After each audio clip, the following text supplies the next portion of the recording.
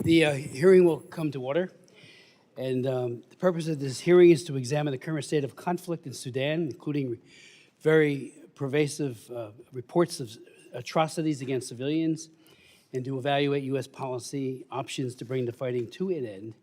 And I would ask, before yielding myself time, and then my distinguished ranking member, unanimous consent that Congressman Green from Texas and Congressman Simon from California be allowed to sit on the dais and participate in today's hearing. Without objection, so ordered.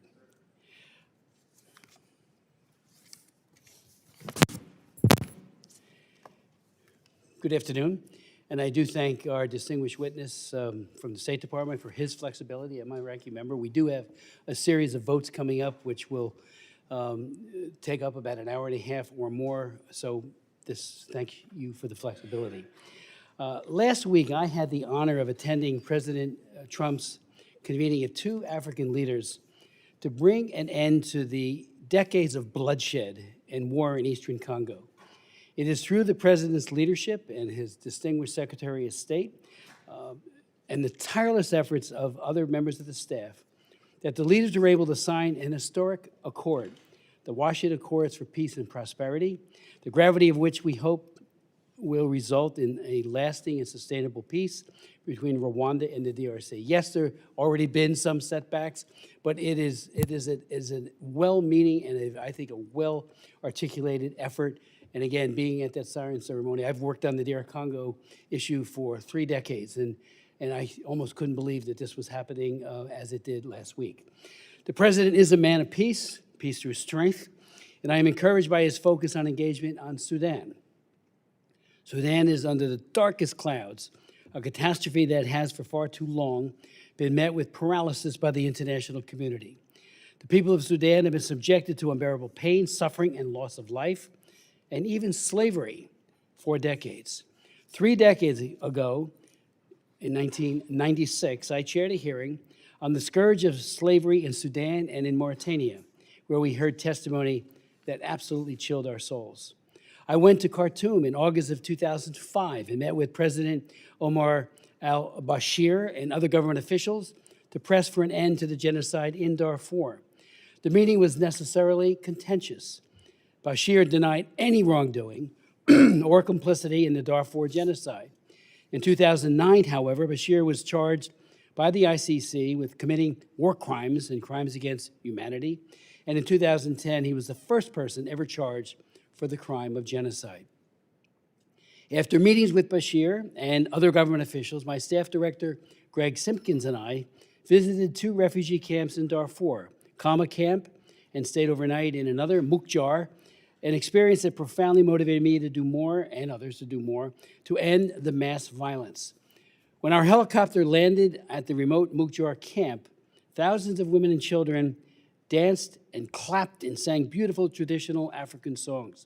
The people of Darfur have a remarkable generosity and spirit, and it was awe-inspiring. Just about everyone we spoke with, however, especially the women, told us personal stories of rape, senseless beatings, and massacres by the Janjaweed and the Sudanese militias. Former Trump administration Africa director in the National Security Council, Nicole Widdersheim, who will testify today from Human Rights Watch, lived and worked in Sudan for 7 years, and she was on that trip, and she recounts it briefly in her testimony today to Mukjar. Ambassador Sam Brownback, when he was a senator, along with Congressman Frank Wolf, were the first members of Congress to visit Darfur in June of 2004. Their historic trip, followed by an aggressive advocacy for the vulnerable and the victims, helped galvanize efforts to try to end the violence. So I'm always appreciative, we all are, for what those 2 great leaders did. Former chair of the U.S. Commission on International Religious Freedom, Tony Perkins, has also led a delegation to Sudan, and in 2020 and today will testify that both the RSF and the SAF have a common enemy in Christians. Christians have been denied food aid and told, unless you leave your Christianity, you will not get any food. I mean, that is just, again, talk about coercion. Ken Isaacs of Samaritan's Purse, who testified at our subcommittee hearing this past May 22nd, will testify, and I quote in pertinent part, "Today, the humanitarian situation in Sudan has deteriorated further." That's just 6 months ago, half a year. It's gotten bad, worse. What's happening in Sudan is a man-made famine, with 21 million people facing acute food insecurity and 6.5 million in or near famine. History is not just repeating itself in Sudan, it is compounding. President Trump has called Sudan the most violent place on earth and the single biggest humanitarian crisis, and said tremendous atrocities are taking place. Today, Sudan is in a state of collapse. We're witnessing a genocide that indeed echoes the horrors of the 2000s, perpetrated by the very same actors who soaked the soil of Darfur with blood for 2 decades. The Catholic bishops, and again, when the faith community speaks out, they do it at great risk. They have been very, very strong in saying we find ourselves deeply disturbed by the ongoing devastating conflicts and the dishonored peace agreements in both nations. They're talking about South Sudan as well, especially with the worsening situation in 2025. It is alarming that dialogue is no longer seen as a vehicle for harmony, healing, reconciliation, and unity, the prelates write. The bishops called out politicians in Sudan and South Sudan for astonishing lack of respect for human dignity. There will never be peace in Sudan unless there's accountability for the atrocities committed by General al-Burhan and the Sudanese armed forces, and Mohammed Dagalo, known more commonly as Hemedti, of the Rapid Support Forces, RSF. These two have sadly savaged Sudan with impunity. Just last week, over 100 civilians, including at least 63 children, were killed in South Kordofan state when the RSF attached a kindergarten. To compound the horror, the RSF then reportedly attacked the first responders and the ambulances as they rushed wounded children to local hospitals. Since this conflict erupted in April of 2023, estimates suggest as many as 150,000 people have been slaughtered and more than 10 million people have been displaced. These aren't just numbers. Every murdered civilian, each child starved to death, each woman violated is a person whose life has been taken and shattered. I'm deeply disappointed by the previous administration's delays in imposing robust sanctions, which many of us called for, and allowing the fight to spin out of control from its beginning. For too long, we have dithered with Burhan and Hemedti as they cemented their power. It is unconscionable that Burhan was allowed to travel to New York to be received by the UN Secretary General, granting legitimacy to a man with massive amounts of blood on his hands. We must also be clear-eyed about the external factors fueling this fire. On Tuesday, the Department of the Treasury announced sanctions on a Colombian-led transnational network of hundreds of former Colombian military personnel who have traveled to Sudan to fight alongside the RSF since 2024. It is the illicit flow of Sudanese gold smuggled by the RSF through the UAE that is directly funding Hemedti's war machine. We cannot turn a blind eye to the UAE's role in supplying weapons that kill innocent Sudanese civilians. Simultaneously, we see the malign influence of Russia seeking a naval base at Port Sudan, and reports of Iranian drones bolstering the SAF. Sudan has become a playground for foreign powers, while the people serve as collateral damage. Today's hearing is again, like it was 6 months ago, a call for more action and a cessation to these hostilities. External financing and arms flows must stop. The UAE must cease all of its support for the RSF, and Turkey and Iran must halt military assistance to the SAF. Crimes against humanity, particularly by the RSF, including mass rape, ethnic targeting, and systematic looting, must be investigated and the perpetrators held accountable. And the RSF, I would point out, I believe, should be designated as a foreign terrorist organization, an FTO. I'd like to now yield to my good friend and colleague, Ms. Jacobs, for her opening comments.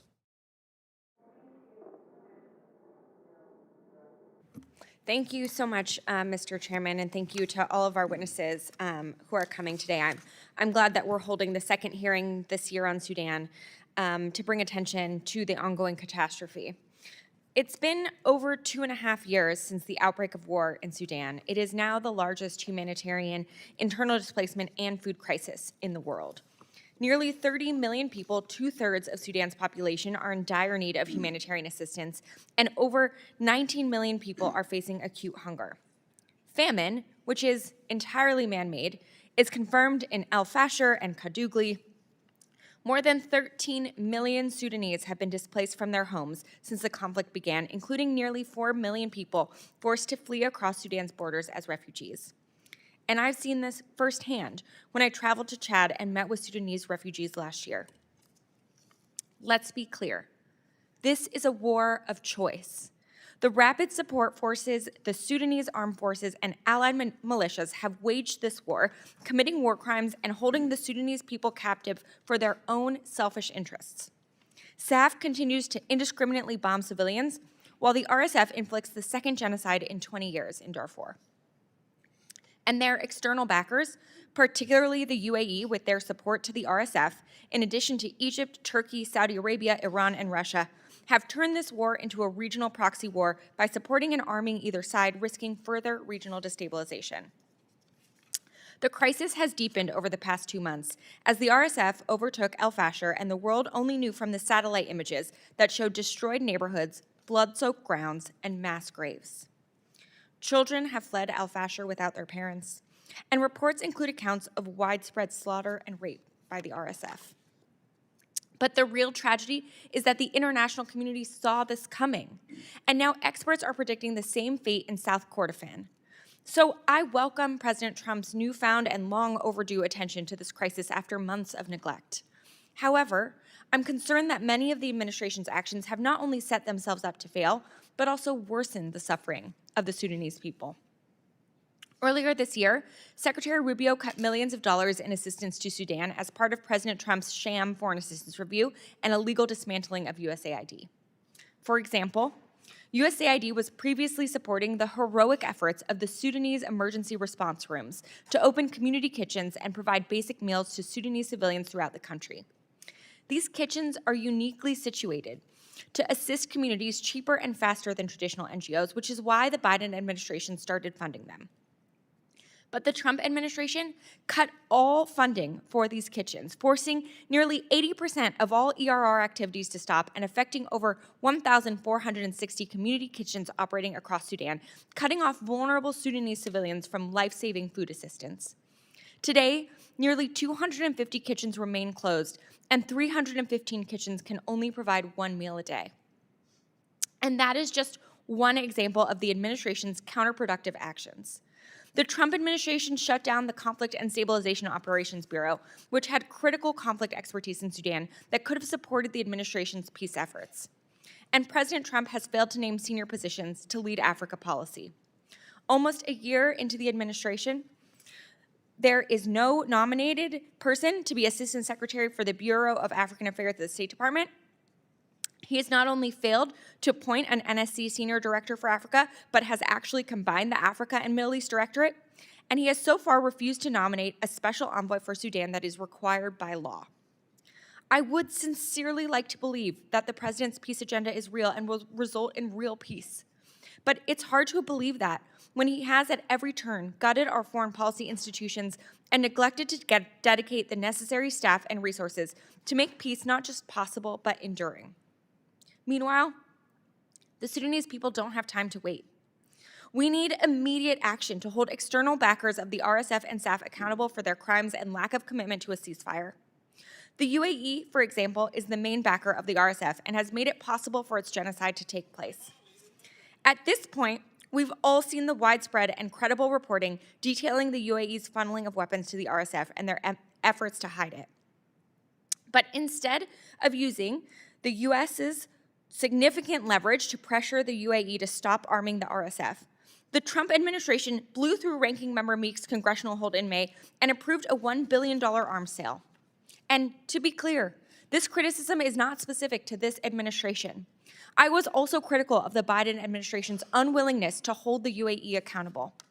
I believe that the United States needs to use its significant leverage with the UAE to pressure them to finally end their support to the RSF.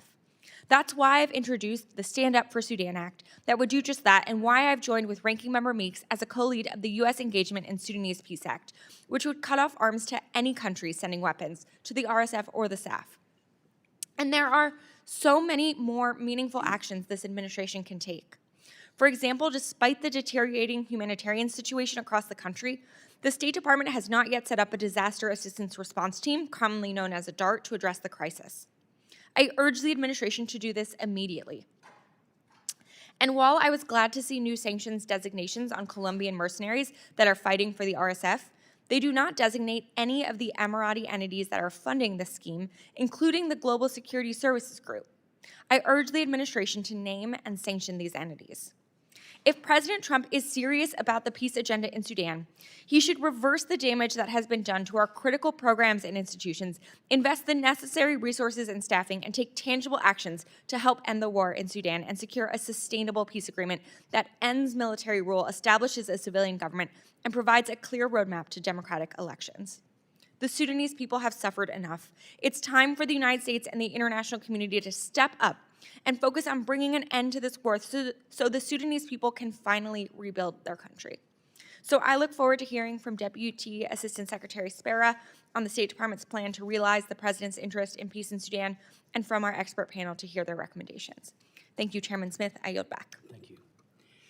Thank you, and let me welcome our very distinguished Deputy Assistant Secretary for the Bureau of African Affairs at the U.S. Department of State, Vincent Spera, before us today. From 2021 to 24, he served as the U.S. Consul General in Johannesburg in South Africa.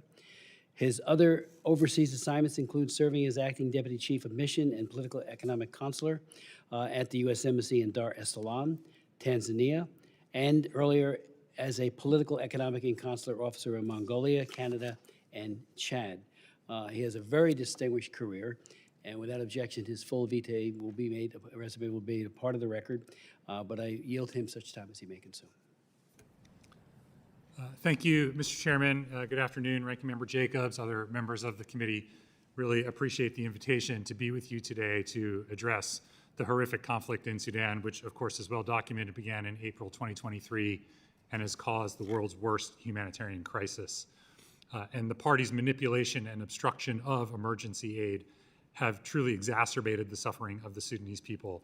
And both, as the chairman and ranking member both commented in their opening statements, this crisis and famine are man-made. Just this fall, the world watched in horror as the paramilitary rapid support forces attacked civilians, as thousands of them fled al-Fashir in North Darfur. And survivors reaching humanitarian hubs have described sexual violence, summary executions, and other unspeakable atrocities. And tens of thousands of missing civilians never reached safety. And sadly, today, the RSF is repeating those tactics in the core defense. From our perspective, there are no good actors in this conflict. The Sudanese Armed Forces, known as the SAF, have also committed atrocities, and the administration unequivocally condemns the atrocities committed by both parties. Members of the RSF and allied militias have committed genocide, war crimes, crimes against humanity, and ethnic cleansing. And members of the SAF have also committed war crimes, including in May when the United States announced the government of Sudan used chemical weapons in 2024. As President and Secretary Rubio have both emphasized, the administration is committed to helping end these atrocities in Sudan. We have held bad actors accountable, including by sanctioning both the SAF and RSF leaders and individuals from and supporters of both parties. Since the war began, up to and including the sanctions just mentioned, we've sanctioned over 40 individuals and entities to impose real consequences for fueling the conflict. That includes a September sanctioning of SAF-aligned Islamic actors to limit Islamist influence and curtail Iran's destabilizing influence. And then just 2 days ago, as Ranking Member mentioned, the sanctioning of Colombian entities and individuals that directly supported the RSF's horrific acts. These sanctions send a clear message that the conflict and external support to the warring parties must stop, and that will continue to hold malign actors accountable. Under President Trump's leadership and at his direct instructions, Secretary Rubio and Senior Advisor Massad Boulos have been spearheading negotiations with the belligerents and regional stakeholders.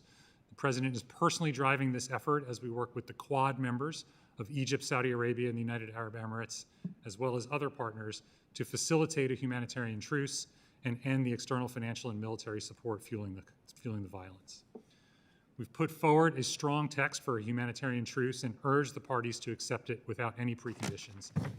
Also underscored that all parties need to honor their humanitarian commitments, including refraining from attacking civilians and allowing full, safe, and unimpeded humanitarian access throughout the country. The United States also remains the leader on humanitarian assistance, but we cannot do it alone. However, under this administration, we have provided more than $405 million in assistance for people in need in Sudan, and that includes life-saving food assistance, nutrition, health services, sanitation, and shelter. But as we sit here now, the onus is on the RSF and SAF to agree to end this war. President Trump recognizes the importance of ending this conflict and that an unstable Sudan threatens regional stability along the critical Red Sea corridor. It also creates a permissive environment for terrorists, adversaries such as Iran, and transnational criminal organizations. As a closing note to my statement, I just note that I first worked in Sudan in the early 2000s as a junior officer in Chad during the height of the Darfur genocide, supporting congressional delegations visiting refugees fleeing across the border. Perhaps, Mr. Chairman, associated with some of the trips you referenced in your opening statement to the region. I later worked in Sudan in the Bureau of Democracy, Human Rights, and Labor after the fall of Bashir. In those roles and others, I watched Sudan move away from mass atrocities to the path towards a civilian-led government on a democratic path before that process was senselessly destroyed. And it's very much our hope that with peace and stability, the Sudanese people can return to civilian-led governance in Sudan. And we very much look forward to working with Congress to end the conflict. Thank you very much for the time and look forward to the engagement. Thank you so very much, Mr. Secretary. Let me ask you if I could, with the UAE, obviously Hamedi is counting on the support that he gets from them for money, for arms, for all kinds of support. Why can't that be turned off overnight? I mean, it seems to me that we do have a relationship with UAE that's very real and robust. That to me is, you know, if that stops, it will provide an opportunity, and they are part of the Quad, it will provide an opportunity for a cessation of hostilities to occur. And secondly, with regards to the African Union peace and security efforts, what are they doing? You know, AU increasingly was taking on a more robust role during the last crisis in Sudan, in South Sudan. And, you know, the talk was, and it was very real, that more of the peacekeepers need to be not just blue helmets, but people that are, you know, under African Union leadership. And I'm not sure what role, you can tell us, they're playing to just get the warring factions to stop it. And then on the humanitarian access, what are we finding in terms of groups being able to get in safely? We know that convoys of World Food Program and others have been attacked. You know, humanitarian workers are there to do nothing but save and preserve life. And yet they become then the victims as well. And of course, then what they would bring to the victims of this violence never shows up. So as a beginning, some of those thoughts, your thoughts. Thank you, Mr. Chairman. I appreciate those questions. I'll try to take them in order. First, on the external support to the parties, I think just to refer to Secretary Rubio, he's been very clear that we need to do everything we can to bring an end to external support, and that needs to stop. In our view, we've been making the case at the highest levels and working through the Quad and other mechanisms with any and all parties that have influence on the actors to bring an end to that support. And when we talk about external support, that's not just direct support to the parties, but also indirect support through other countries. So that is absolutely a major focus of the Quad, and I think I refer to the September Quad statement where it's very clear that the Quad and its members are committed to bringing an end to that. On the African Union, yes, absolutely, we're in regular contact and engaged with the African Union, both on the need to press the two belligerent parties to bring an end to this conflict. Our efforts right now, again, referring to the Quad statement, we're focused on a roadmap to peace, starting with the humanitarian truce to allow for the delivery of more humanitarian assistance, which would create the conditions for political dialogue and ultimately a civilian-led process.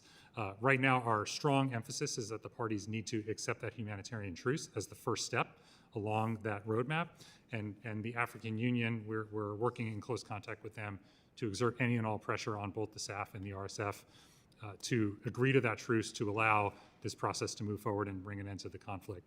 We also are working very closely with the African Union and other partners about creating the conditions for civilian-led dialogue. There's a wide range of civilian groups that are committed to a future peaceful, prosperous Sudan, and the African Union has an outsized role to play in bringing coordination and cohesion to that efforts to help integrate a future civilian-led government into the broader African Union community. On your question on humanitarian assistance, absolutely agree with you. The conditions on the ground are extremely difficult and challenging, not just for civilians, but as you note, the humanitarian workers themselves. We're pressing all the parties on the critical role of protecting workers, but there are some avenues of support getting in. We've pressed the parties to keep the Adre border crossing opening on Chad. That's open through the end of the year. Of course, that needs to remain open for longer. Some supplies are getting into Tawila to the west of El Fasher. So some assistance is getting in, but there are many, many obstructions that we're pressing the parties to overcome so that assistance can get where it's needed. Now, has there been an analysis of what, say the humanitarian corridors were to open up tomorrow, as to how much would be needed, whether or not there's an availability of food and medicine and the like, to quickly be deployed to people who are in many cases, the point of death? Yeah, thank you. I'd have to get back to you on any specifics on pipeline or readiness, but at the moment, our real focus is on the protection issues and opening up that access due to these man-made bureaucratic obstacles that are preventing the delivery of assistance.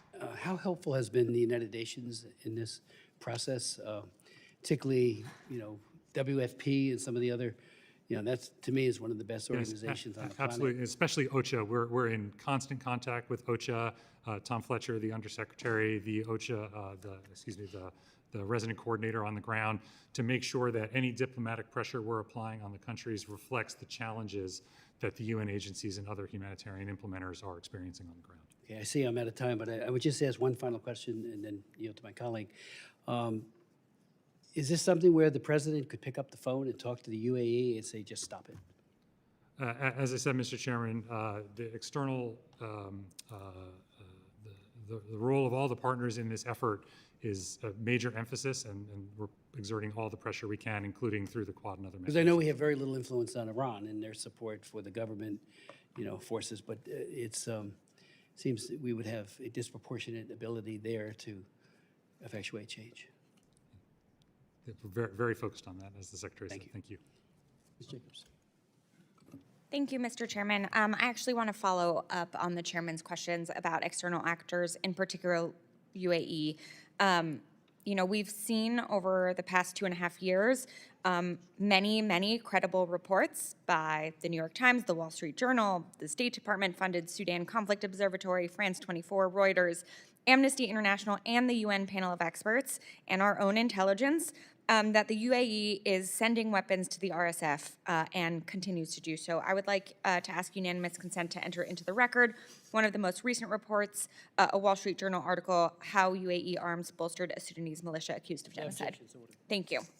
So, Spera, I guess I wanted to follow up because you said just now in response to the chairman that the Quad and its members are all committed to bringing the war to an end. But do you agree that the UAE continues to provide material support to the RSF? Thank you, Ranking Member Jacobs. I would, again, refer back to the Secretary's comments on the critical role of ending external support and our continued efforts to work with all actors on that front. Okay, and what is the department doing to utilize its significant leverage in the form of arms sales, including a $1.4 billion sale of helicopter and F-16 fighter jet parts that President Trump circumvented Congress on to push the UAE to stop its support and hopefully prevent another mass atrocity? Yeah, thank you. As far as broader arms sales issues and those relationships, I'd have to refer to my colleagues either on our Political Military Bureau or our Near Eastern Affairs Bureau. It's not something that I'm directly involved in. Okay. I will follow up. Which brings me to the broader point, which is it's unclear to me who's actually driving the policy on Sudan. And, I'm glad that the president has newfound interest But I am worried that having no assistant secretary, no senior director for Africa at the NSC, no special envoy despite a legal requirement, no USAID, no Conflict and Stabilizations Bureau, and, you know, I'm concerned that this administration lacks the adequate staff and attention to actually address this conflict. So could you clarify today who within the administration is the lead on Sudan policy? Thank you, Ranking Member. You know, from my perspective in the Africa Bureau, we have extensive amount of attention to the Sudan crisis from the Secretary on down. We have obviously direct. So who within the State Department is the lead on Sudan policy? Well, our Africa Bureau Senior Advisor Boulos, and we're getting all of our direction from Secretary Rubio. Okay. I would argue that the crisis in Sudan is the largest on earth. I'm not sure that, you know, a senior bureau official with no confirmed assistant secretary is the right level. And while I appreciate what Special Advisor Boulos is doing, he is also in charge of the DRC crisis as well as Arab affairs. He is not Senate confirmed. I'm not sure he has the time or credibility to take this on. I would appreciate him appearing in front of our committee so that we could actually ask him these questions if he is in fact in charge. You said you feel like you have adequate staffing. How many people in the State Department currently work full-time on Sudan? I would have to get back to you with an exact number, but our reorganization, actually, let me refer back, Ambassador Pratt, our senior bureau official, was before this committee just a few weeks ago, and I think as he noted, after the reorg of this past summer, the Africa Bureau is actually larger than it was at the beginning of the administration, and that includes a reorganization of our East Africa team. So the team that I oversee that works on Sudan is actually larger now than it was at the onset of the administration. It's part of our broader Office of East African Affairs. The exact numbers, I don't have that with you today.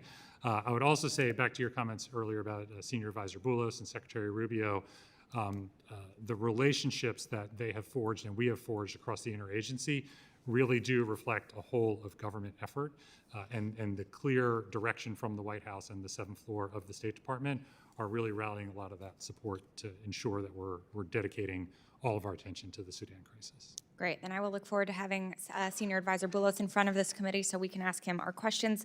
Lastly, what is the State Department's plan to respond to the President's interest in finding peace in Sudan? Can you repeat that? I'm sorry. Yeah, what's your concrete plan to respond to the President's interest in finding peace in Sudan? Yeah, so there's a twofold answer to that. So the overall process, the overall plan is as outlined in the Quad Statement, which I referenced before. The immediate effort is to press the parties to agree to this humanitarian truce for 90 days. That would allow the delivery of humanitarian assistance and provide the space for a political dialogue to lead to this broader transition period and ultimately a stable civilian-led process over the long term. So that's the overall architecture of the approach. Within the department, we do that in really 3 different pillars to our approach.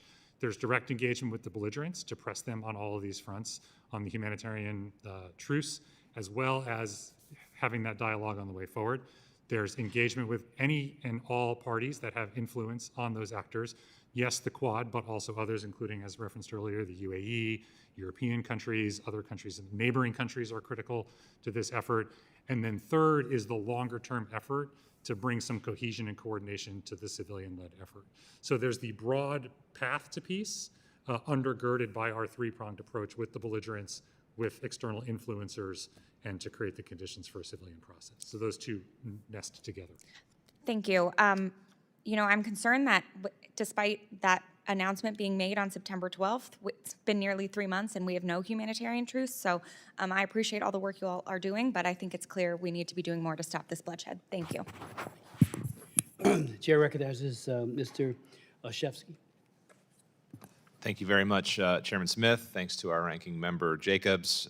Thanks to all of our witnesses who will be providing testimony today. Mr. Spera, I want to thank you for your many years of service to government here in our country, and I look forward to working with you on this critical issue. I come at this work as a father and someone who has spent my career fighting for kids. And so for me, what is happening to Sudan's children is unconscionable, and it deserves our full attention. We know the images speak for themselves. Starving, displaced, and traumatized children, makeshift hospitals overflowing with the sick and the injured, classrooms reduced to rubble.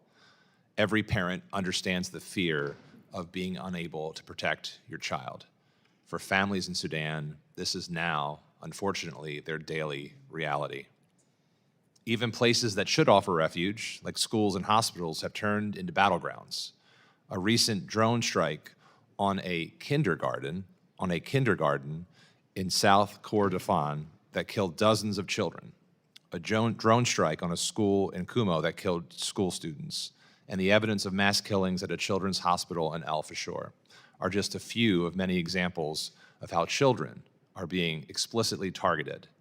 These attacks are unconscionable. Sudan now represents the world's largest children's crisis. More than 15 million children in Sudan need life-saving assistance. Nearly 4 million children under the age of 5, 4 million children under the age of 5 are experiencing acute malnutrition. More than 6 million children have been forcibly displaced due to the conflict, the world's largest displacement crisis for children. And as we have saw, schools have been turned into shelters or battlegrounds. 90% of school-aged children have no access to formal education, representing the largest education crisis in the world. Girls are especially at risk of sexual violence and trafficking, and young Sudanese boys are being abducted into armed groups and forced into the fight. None of this is inevitable. It is a result of choices made by parties to this conflict and those who enable them. Children are being starved by blocked aid, put in harm's way by attacks on civilian infrastructure, and ignored when negotiations treat their protection as an afterthought. Changing the course for Sudan's children will require focused, deliberate action. So I was here to ask a few questions about the State Department's work specifically on that front. First, given the scale of violence against children in Sudan, how is the State Department prioritizing the protection of children in its diplomatic and humanitarian efforts? And I'm specifically interested in what concrete steps the State Department is taking to ensure that child protection is a central pillar of the U.S. response across Sudan. Thank you, Congressman. Really appreciate that question and your focus on the issue. This entire issue of civilian protection really is at the core of what's been discussed so far in this hearing, that this crisis is man-made and that this has been the deliberate obstruction and choices made by both the SAF and the RSF, not just to block or prevent the delivery of aid, but also take actions that are harming civilians, including children and others. So our constant focus in our engagements with them and our engagements with all other partners is on the importance of protecting humanitarian workers, protecting civilians, and really choosing to let assistance in and ensure that the people of Sudan are put first, which sadly has not been the case on either side. Appreciate that. Also wanted to just ask you briefly in my remaining time about unaccompanied children, many of whom who have been arriving in Tooele following the assaults and the attacks that we've seen. Can you talk to me about how the State Department is currently supporting or planning to support children through enhanced protection and a sufficiently scaled up response to address these unique humanitarian needs?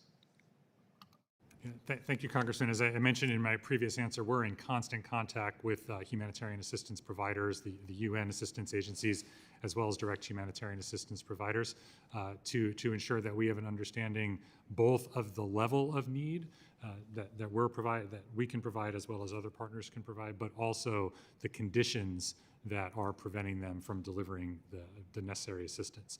And so that's absolutely part of our ongoing efforts. I'd have to refer you back to our assistance experts or to those organizations for specific actions, but there's that constant dialogue to ensure that our support is calibrated with the need on the ground. I appreciate that. I look forward to working with you. I again want to thank our chairman and ranking member for holding this hearing and lifting up these really important issues. If our country is going to have any sort of moral standing in the world, I think it's critical that the United States play an important role here in the violence, but more importantly, in the fallout that so many innocent individuals are experiencing. I thank you for the time, Mr. Chairman, and I yield back.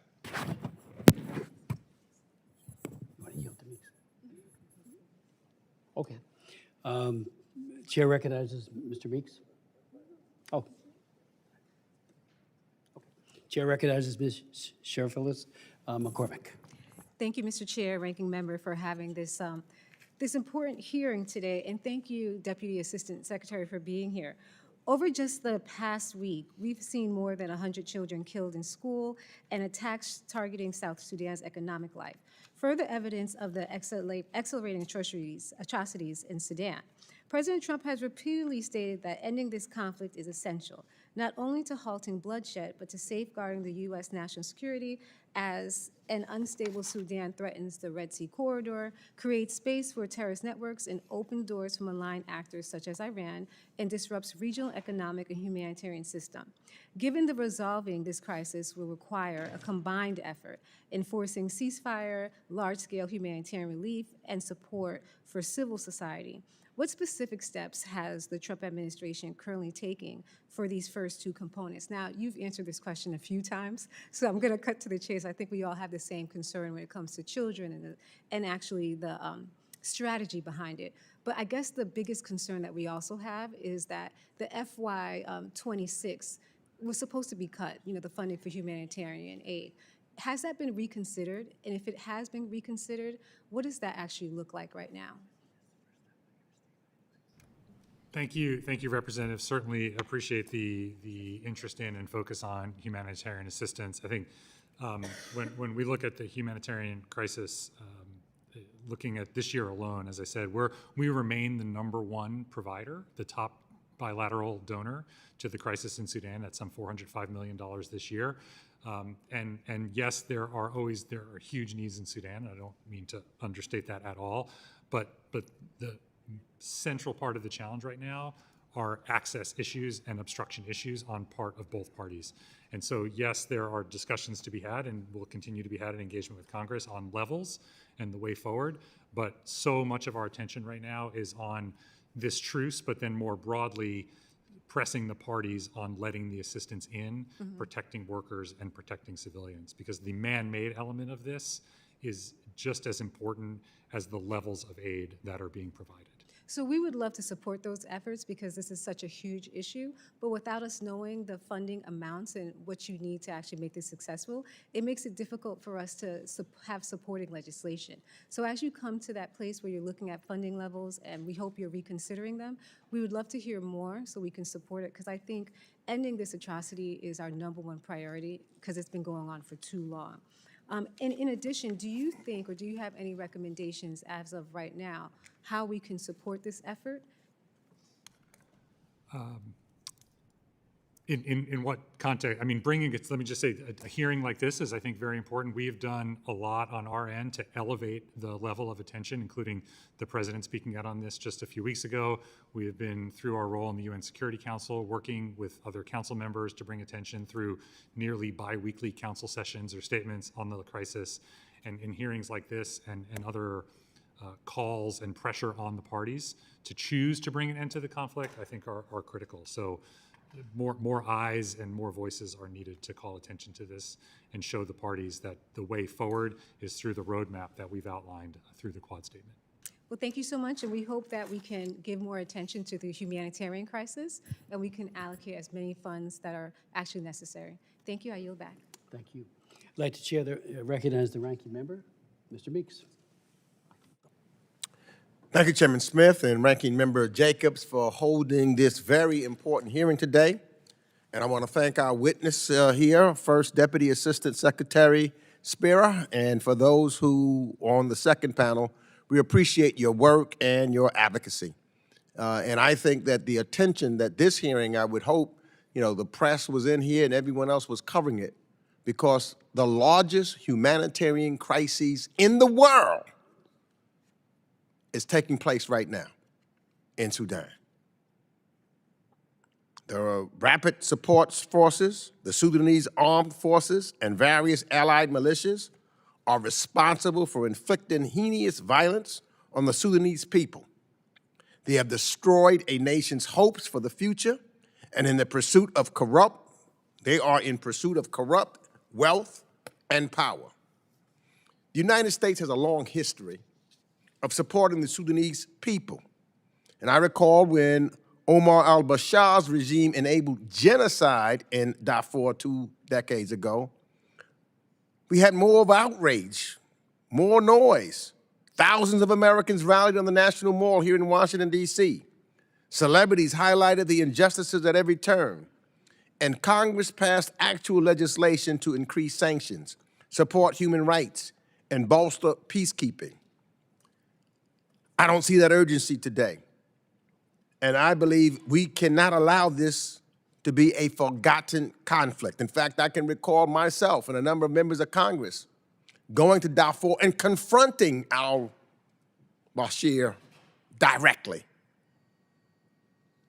We cannot allow and cannot be numb to mass displacement, mass starvation, and mass graves. I think it's past time for Congress and for the administration to take action collectively. This means not only pressing the RSF and SAF to agree to ceasefire and negotiations, but also enforcing real consequences for external actors, all of them, who continue to fuel the conflict by providing arms or money or mercenaries.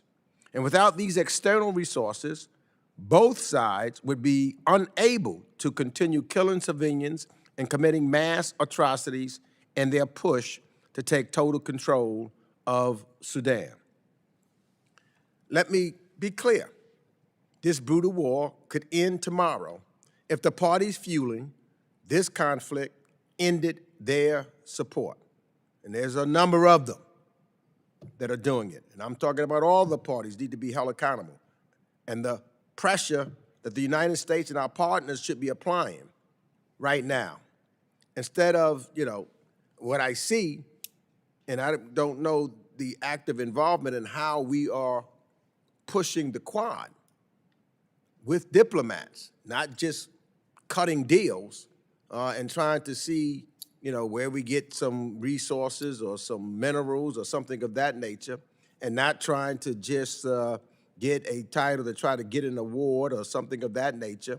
I'm talking about being ready to pick up the phone and make a real impact and talk to all of the members of the Quad and get them together. For example, one of the things that I wanted to ask you and to talk about was the United States, what they could do right now to help bolster a responsible regional approach to end the fighting in Sudan is to make this a priority engagement with other African leaders. A great opportunity to do that would have been during the U.S. African Leaders Summit, the ALS, which unfortunately what happened, President Trump was required to have the ALS by law to convene it this year. It's now December 11th, and there's no ALS has been held. When members of this committee wrote to Secretary Rubio about this, we received a response that noted the importance of the ALS, but contained no commitment to the summit, either this year or even next year. So I'm just asking you, will you commit today that the United States will hold the U.S. Africa Leaders Summit next year so that we can have a direct and get the African leaders involved, along with compelling and talking to those of the Quad to really get something done? Thank you, Representative Meeks. Really appreciate your comments, especially on the need to bring more attention to the crisis that's happening in Sudan, and would just underscore that with the President's amplification of the U.S. interest and the Secretary's direct engagement, that's exactly what we're trying to do, and look forward to continuing to work with Congress and others to bring more attention. On the Africa Leaders Summit, I'm not able to sit here today and announce that we have a date or time, but we're constantly working with the White House and across the administration to look at options for high-level engagement. I would point to the fact that there have been a wide range of high-level engagements, including at the presidential level in Africa. As was referenced in the opening statements, we had the peace signing just last week between DRC and Rwanda. Those two presidents were also at the White House back in June. We've had engagements throughout the year, including in July when the president hosted African leaders at the White House. So we are continuing to maintain that high level of engagement with senior leaders at the across the African continent on these issues of critical importance. Yes, on the security front, on issues like Sudan, on issues like the conflict in the Congo, but also on our broader prosperity agenda, really looking at efforts to bolster our development agenda through a commercial lens that brings prosperity both to Africa and to the United States. Well, look, and it's got to be more about the American people. Let me just ask this, because I know the Quad countries, for example, are pushing the RSF and the SAF to agree to a 3-month humanitarian ceasefire and want to build toward a lengthier and more sustainable ceasefire after that.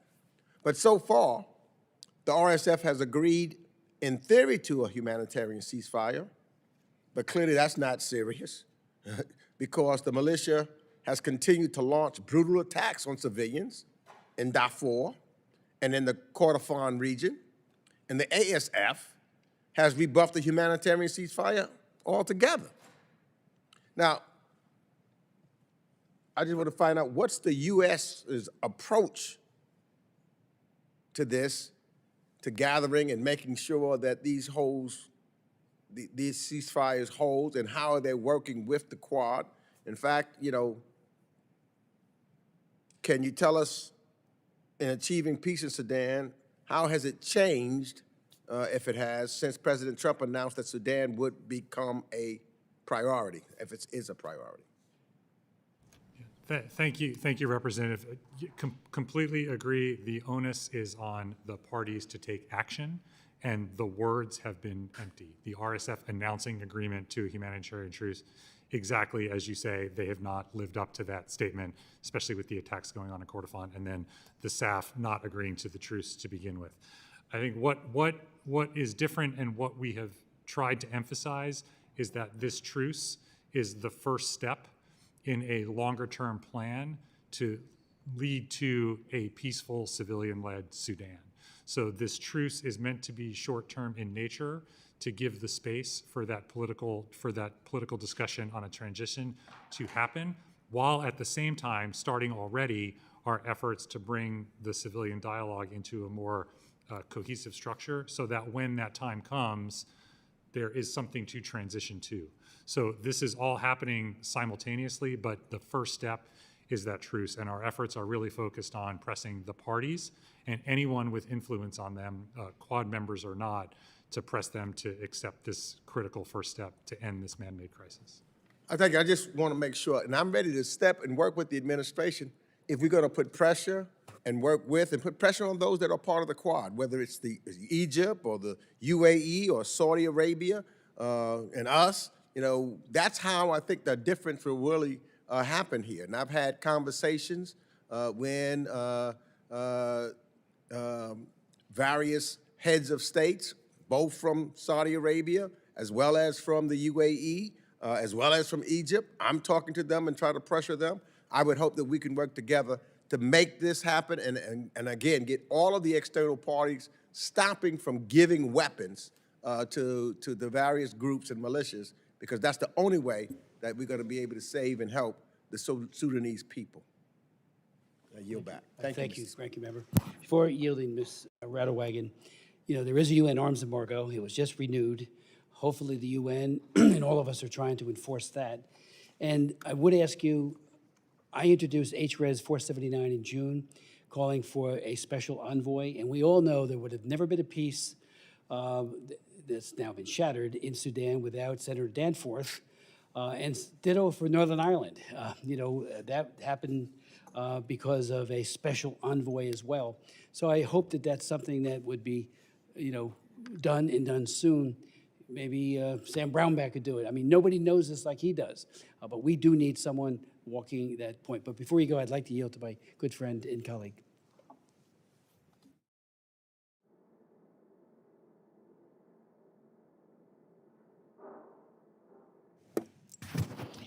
Thank you, Mr. Chairman. Let's see. What concrete and verifiable actions has the government of Sudan taken to fulfill its obligations under the Chemical Weapons Convention, and how is the department assessing the government of Sudan's compliance following credible reports of chemical weapon use?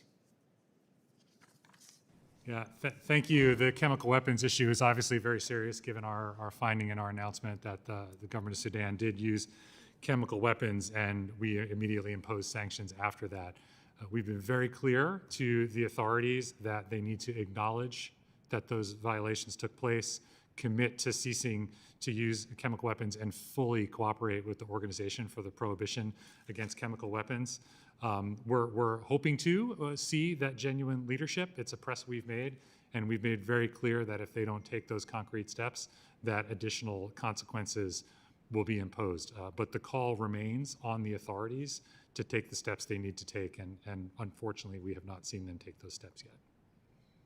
There are differing reports that the SAF has offered Russia a Red Sea naval base capable of hosting up to 300 Russian personnel and multiple warships. What is the status of that agreement? How would a formalized Russian military presence at Port Sudan alter the U.S. position in East Africa? And what are the potential implications for countries in the region this base becomes a reality, if this base becomes a reality? Yeah, thank you. We're certainly aware of those reports, something that we're very focused on. We've made very clear to the parties that any action with those Russian authorities or entities could trigger real consequences. I think through our more than 40 sanctions over the course of the conflict have made clear we are willing and prepared to take action, and we've made clear that there would be consequences for actions such as that run counter to our interest, or more broadly, run counter to the interest of peace and stability across Sudan and the Horn of Africa as a whole. How else are countries like Russia, China, or Iran using the conflict in Sudan to their benefit or to the detriment of the United States? From our perspective, Congresswoman, our focus is on pressing the parties to accept this truce and to agree on a path forward. Any efforts to work with the parties that are not in furtherance of that goal run counter to peace and prosperity. So that's where our emphasis really needs to lie. So when we talk about Islamist influence, Iranian influence, other influence of bad actors, that's what we want to steer away from and get on this path that we've laid out. That's the path that's in front of us, and that's what we're pressing on with all of our tools, especially at the diplomatic level. Thank you, Mr. Chairman. Yield back. Thank you very much. Again, if you could respond on the special envoy, if that's very seriously being looked at, to name someone. And secondly, obviously Ambassador Waltz, former Green Beret, was deployed to Nigeria at one point in trying to mitigate the horrific actions by Boko Haram. He gets it, and he's at the UN. There is an arms embargo. Is there a plan there as well to push this very aggressively? So I'm sorry about the second question. Second has to do with Ambassador Waltz. What role are we playing at the UN to try to really get all parties to stop this senseless killing? Okay, thank you. On Sudan specifically? Yes. Okay, so I just want to make sure I understood the question. So I just yeah. mentioned that he had been deployed to Nigeria as part of an effort to stop Boko Haram when he was in the military. So he really understands, I think, Africa. He was on this committee, as you know. So Yeah. No, thank you. On the envoy question, I'll just say that's not a role that I'm specifically involved in my position. It would really have to, certainly aware of the legislation and that language, but I would have to refer you either to our Office of Presidential Appointments or other leadership in the department. I'm not involved in if the you could convey to selection them that process. there We'll is a certainly great convey that, interest Chairman. of you. Absolutely Ms. Jacobs understand. is a co-sponsor of our I mean, I would reiterate, though, that with the Secretary's involvement and Senior Advisor Boulos, we're getting very clear direction and guidance on the way forward, and really has the department focused on this. But absolutely, we'll relay that. Thank you. As far as the UN and Ambassador Waltz, very close relationship with our team up in New York. Our leadership, including myself, briefed him before he took on that position, and we've really relied on his leadership in New York to ensure that Sudan remains very prominent on the Security Council's agenda through regular meetings, briefings, statements, and elsewhere. So there's a very, very close coordination between our teams. Ms. Jacobs, and then we'll. Okay. This microphone's not my friend today.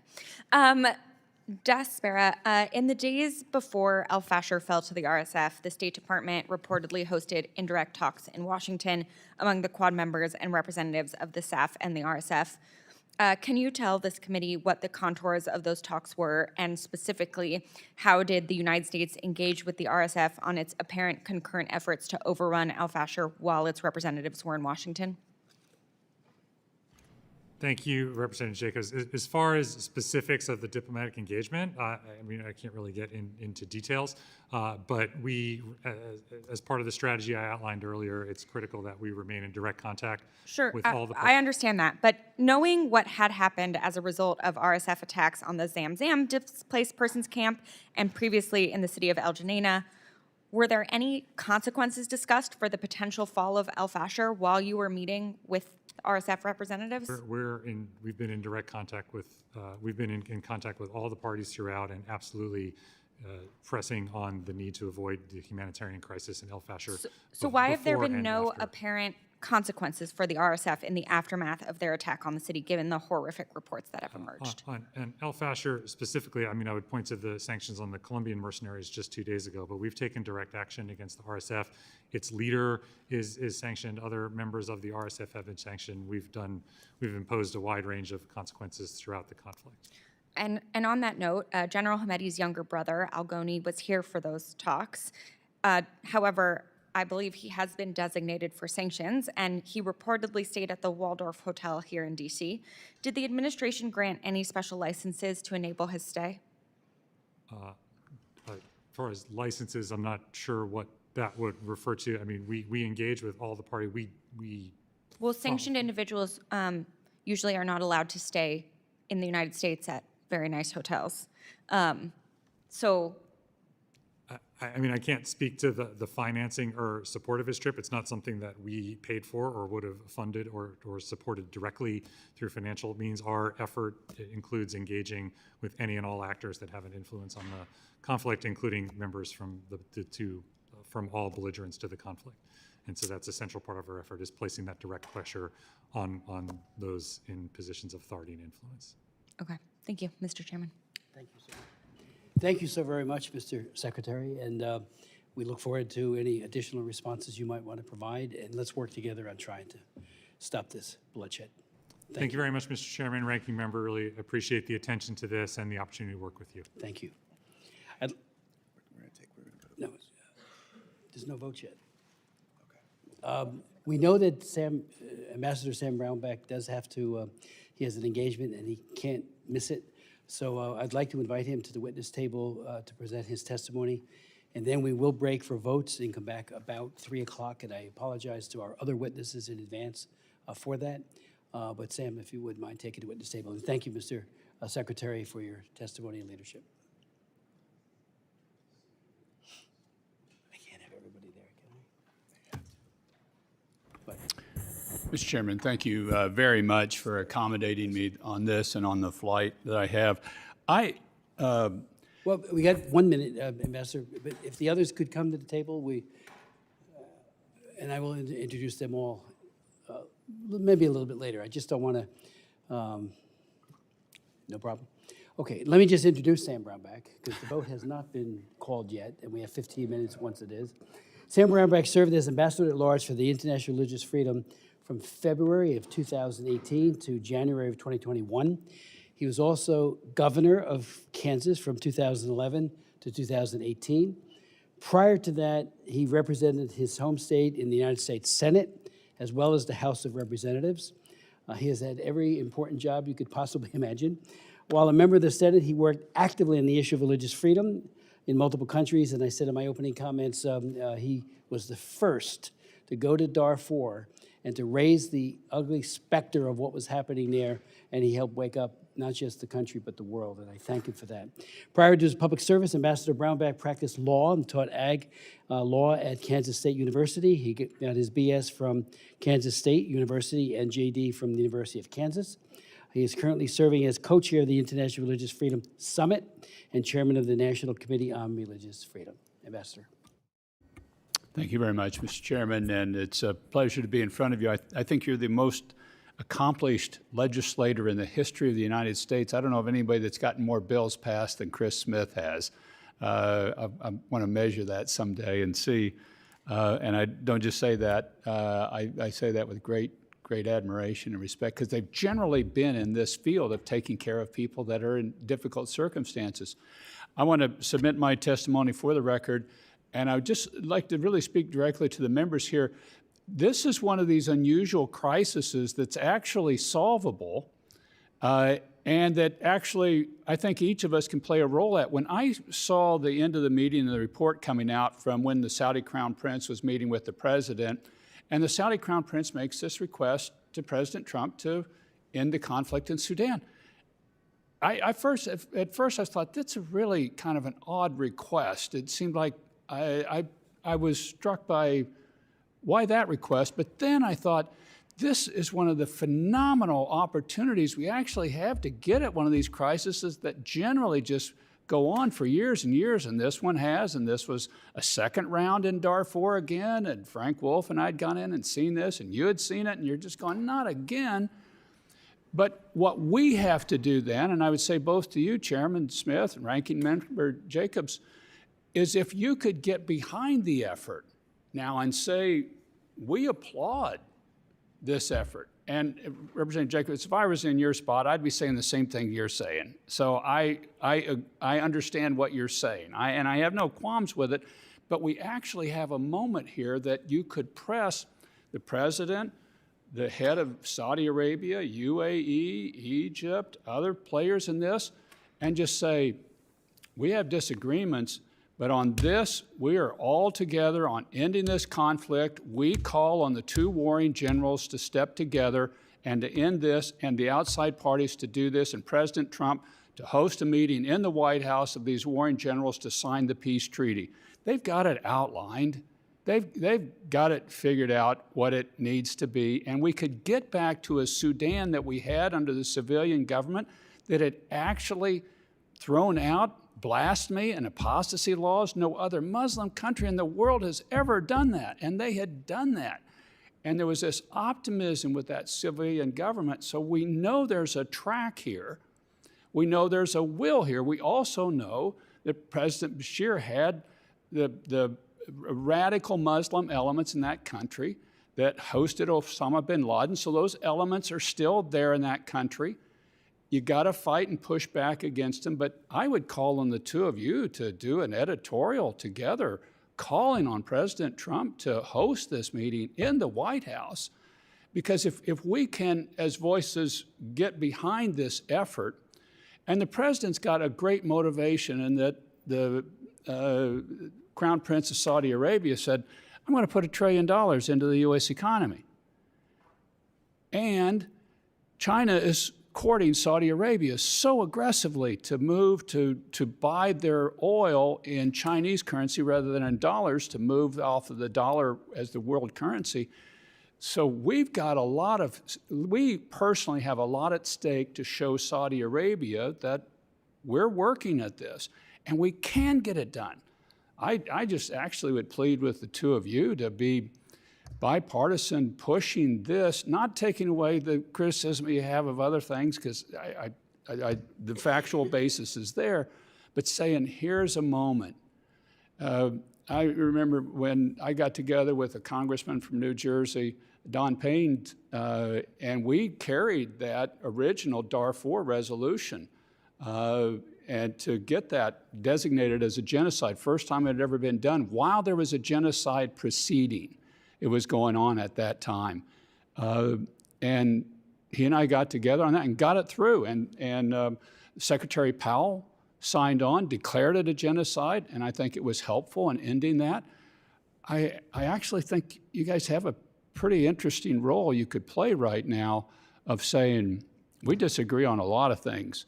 We really agree with the president hosting these two warring generals and signing the agreement that we know what can be done, and doing it now, because you do have, everybody knows the numbers on this. We actually have a path.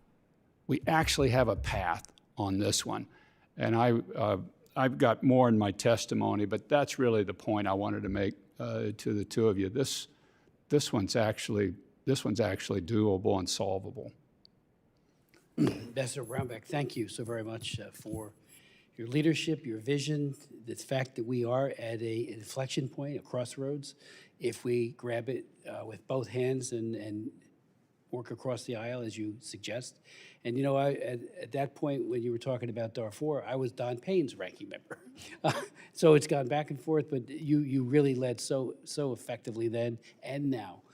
So it's a great idea. We need to seize the moment, because otherwise things deteriorate, and we will have a situation where more people are killed, more women are abused and killed, and the hunger issue just goes even worse than it is today. And again, Ken Isaacs in his testimony, like I said earlier, said from 6 months ago, it's gotten actually worse. I mean, that's a short period of time for this to metastasize the way it has. And I think your idea of hosting, or the president hosting the two belligerents and trying to get them to just put down the arms and stop it. And so thank you, Sam, really, Mr. Ambassador, for that suggestion, for your leadership, which has been across multiple decades. And thank you. I'd like to yield to Ms. I'm good. Okay.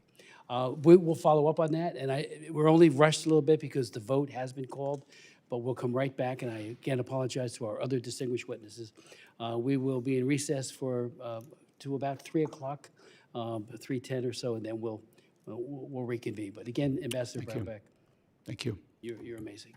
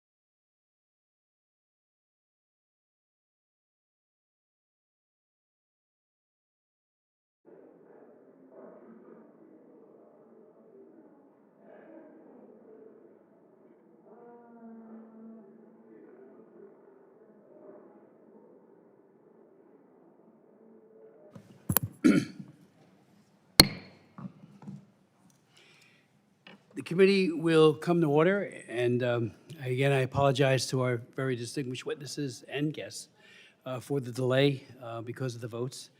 But we did have a good first session, and now we have a tremendous panel to provide insights to the subcommittee. We will begin with Mr. Tony Perkins, the President of the Family Research Council and the former Chair of the U.S. Commission on International Religious Freedom. Mr. Perkins currently serves as the President of the Family Research Council, or FRC, whose mission is to serve in the kingdom of God by championing faith, family, and freedom in public policy and the culture from a biblical worldview. Prior to joining FRC in August 2003, he served in the Louisiana legislature, where he was a leading pro-life, pro-family voice during his tenure as FRC's president. Tony has expanded the organization's reach beyond Washington and has become a major builder of networks of pastors and churches. He also, as I said in my opening comments, did travel to Sudan in 2020, led a religious freedom mission there, and did a tremendous job before, during, and after in trying to, again, bring the blessings of religious liberty to a place that is so incredibly challenged. We'll then hear from Ken Isaacs, the Vice President of Programs and Government Relations at Samaritan's Purse. As Vice President of Programs and Government Relations, Ken oversees all international relief projects for Samaritan's Purse.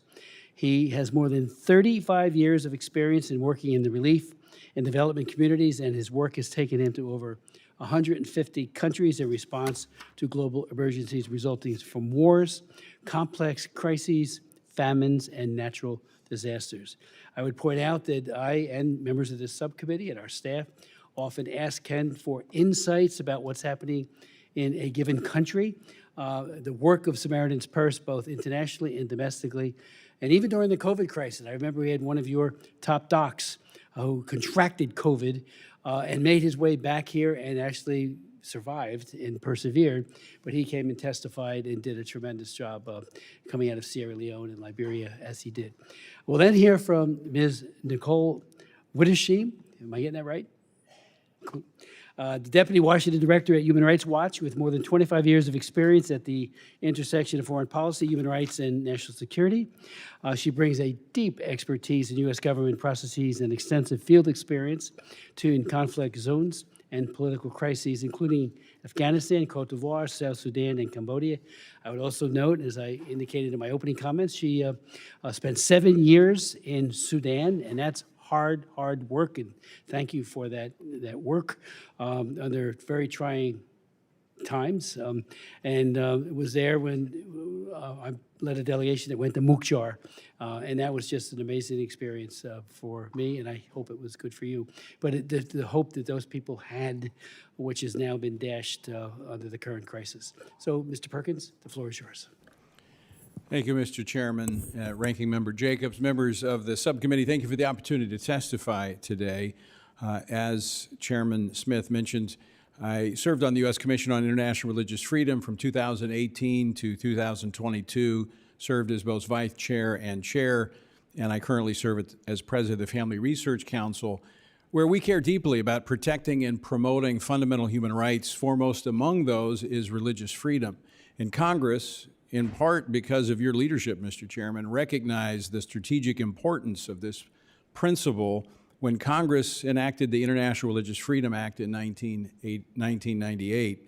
And research since then has affirmed what RFRA presupposed, that countries that safeguard religious freedom experience greater social stability and, in many cases, stronger economic performance, conditions that are desperately needed in war-torn Sudan. In 2020, while serving on the USERF Commission, I participated in, I think, what is the most recent USERF visit to Sudan. During that trip, I met with the transitional Prime Minister, Hamdok, who was, I think, taking meaningful steps to improve religious freedom. And those reforms actually led to Sudan's removal from the U.S. list of countries of particular concern after 20 years. But sadly, the progress we witness has collapsed, and ethnic and religious-driven violence has again engulfed the country. Sudan is once more making headlines for horrific violence, which is driving an international humanitarian crisis. But this current calamity cannot be understood in isolation. Since gaining independence in 1956, Sudan has been plagued by conflict. The danger today is assuming that this problem is new, rather than addressing the deeply rooted drivers of instability. Sudan does not need a temporary pause in fighting. It needs a durable peace that confronts these underlying causes.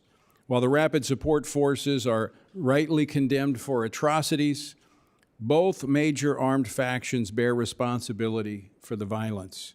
The Sudanese armed forces have also committed brutal abuses, including killings and beheadings of civilians.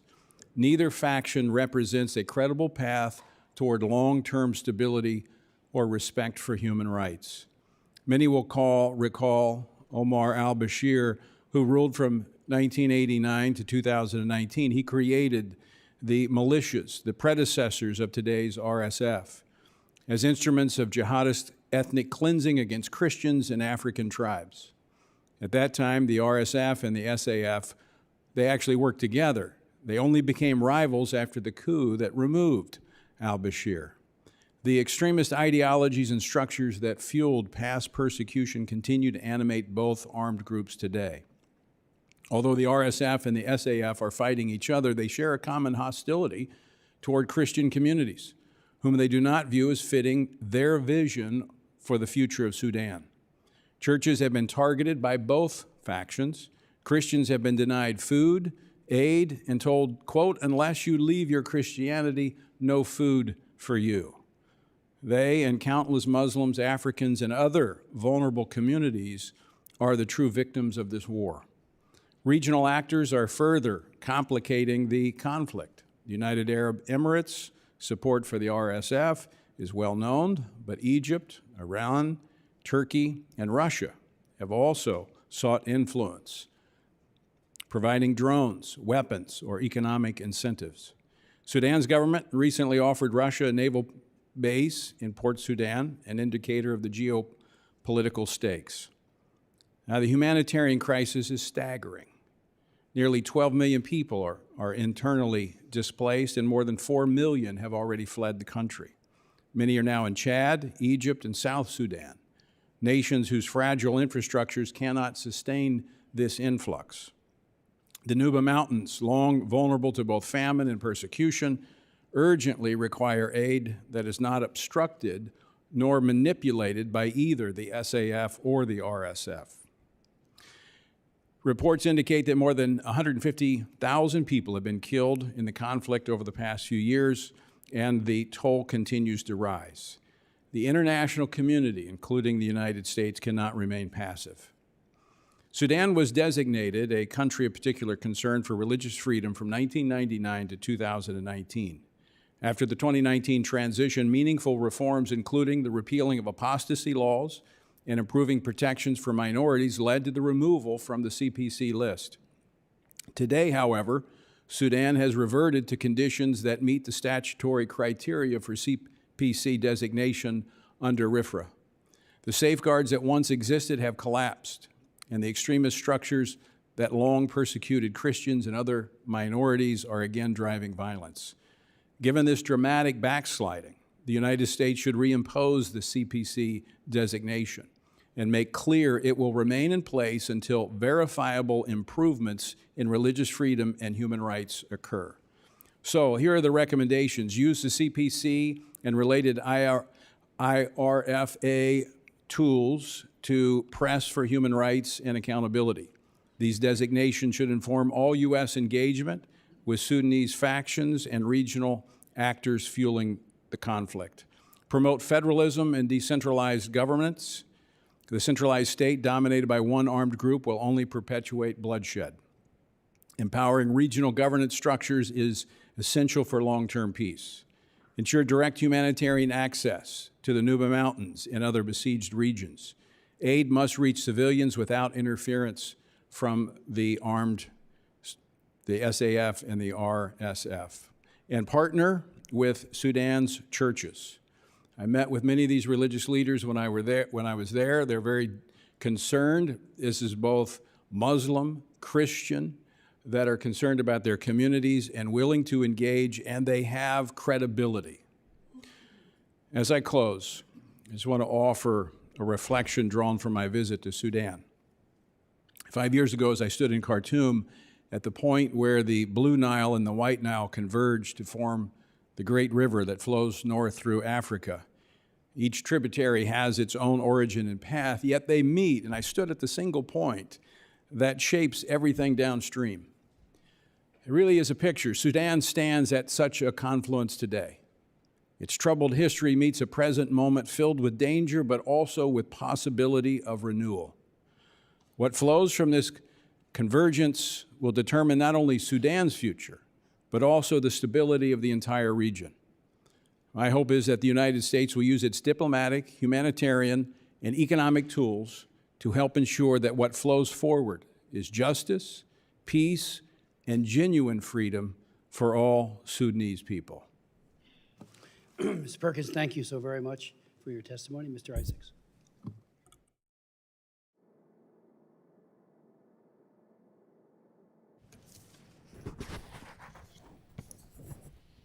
Chairman Smith, Ranking Member Jacobs, committee members, and fellow guests, thank you for the opportunity to share my experiences, my thoughts on the crisis in Sudan. I can't remember how many times I've been in this room making testimonies. And I've been working in Sudan since 1993. So what is it that keeps the cycle going is a legitimate question. Why do we keep coming back in here and talking about Darfur? Who remembers Save Darfur? It's gone. There was a civil war in the south, and now we have another war between the RSF and SAF. What is that string of commonality? In my opinion, it is Islamic extremism. It's the same Islamic extremism that we see in other groups. That would be Hamas, Hezbollah. It is in that part of the world. And we talk about, when I look at Sudan today, I see a new epicenter forming of regional conflict. And the countries that are involved today, the United States, the United Arab Emirates, Egypt, Saudi Arabia, Qatar, Turkey, Iran, Russia, China, Chad, South Sudan, Ethiopia, Eritrea, Kenya, and Libya. And there's probably more that I don't know about. This involvement is noted not to assign any blame, but to demonstrate that the scale of geopolitical investment in Sudan's outcome is staggering. Regional actors are coalescing, each with a vested interest. Ending the war cannot be achieved by isolating any one actor, but it's going to require coordinated restraint among many. Since 1989, Sudanese politics have been dominated by ideological positioning driven by the Muslim Brotherhood. The National Congress Party, led by Omar al-Bashir, who I've met on several occasions, took control of the government, and the Brotherhood-linked National Congress Party grew from being a political party into the ideological spine of a militarized Islamist state with a violent footprint across the country. As a perpetrator of this violence, Bashir created the Janjaweed militia in the early 2000s as a tool to control insurgency in Darfur. In 2013, the NCP formalized the Janjaweed by presidential decree into a paramilitary group, the Rapid Support Forces. In 2019, after months of mass civilian protests demanding an end, this is the people of Sudan raising up. They demanded an end to Islamist authoritarian rule, and Sudan's military removed President Omar Bashir and formed a transitional government with civilian leaders. This transitional council collapsed in October of 2021 when military leaders, reportedly led by General Abdel Fattah al-Burhan and supported by General Mohammed Dagalo Hamedi, staged a coup, detaining Prime Minister Abdullah Hamdok and dissolving the civilian government. Then in April of 2023, this alliance fractured and Khartoum dissolved into open conflict, which has absolutely burnt the country. The current civil war has seen the RSF position itself against the state that created it. It is crucial to keep these historical and ideological roots in mind. Both the SAF and the RSF grew out of the same ideological fabric that is woven deeply into Sudanese power structures. It is not just a fight between two generals. It is a legacy of entrenched Islamist political networks that now stand at odds with each other. You've heard the numbers many times today. My version of them are this. An estimated 30.4 million people, roughly 2/3 of the Sudanese population, need humanitarian assistance.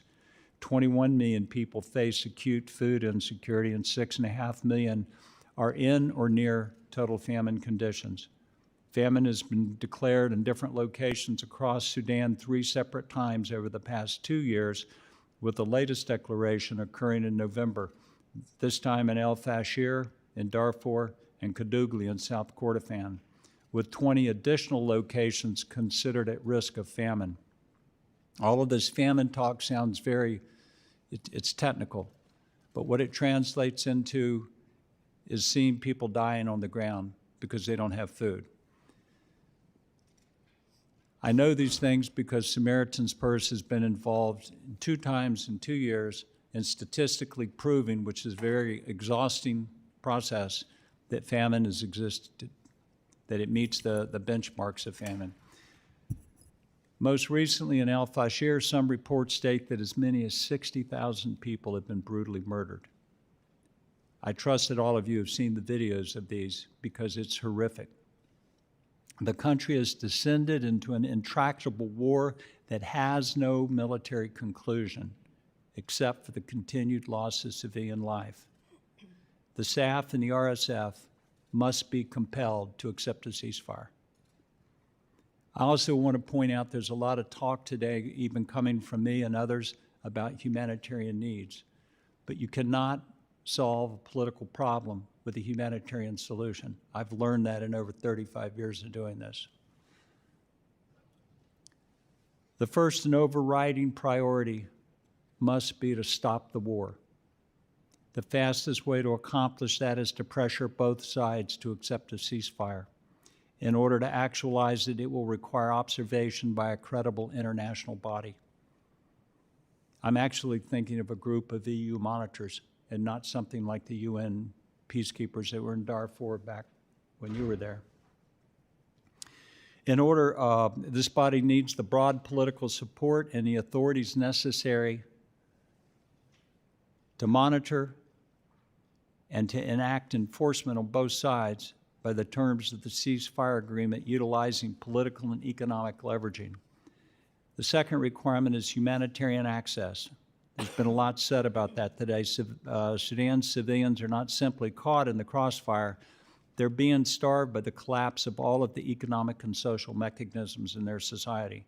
Aid corridors must be open and confidently provide safe passage into Darfur, Kordofan, Khartoum, Jazeera, all without taxation, diversion, or interference. Humanitarian access cannot be optional.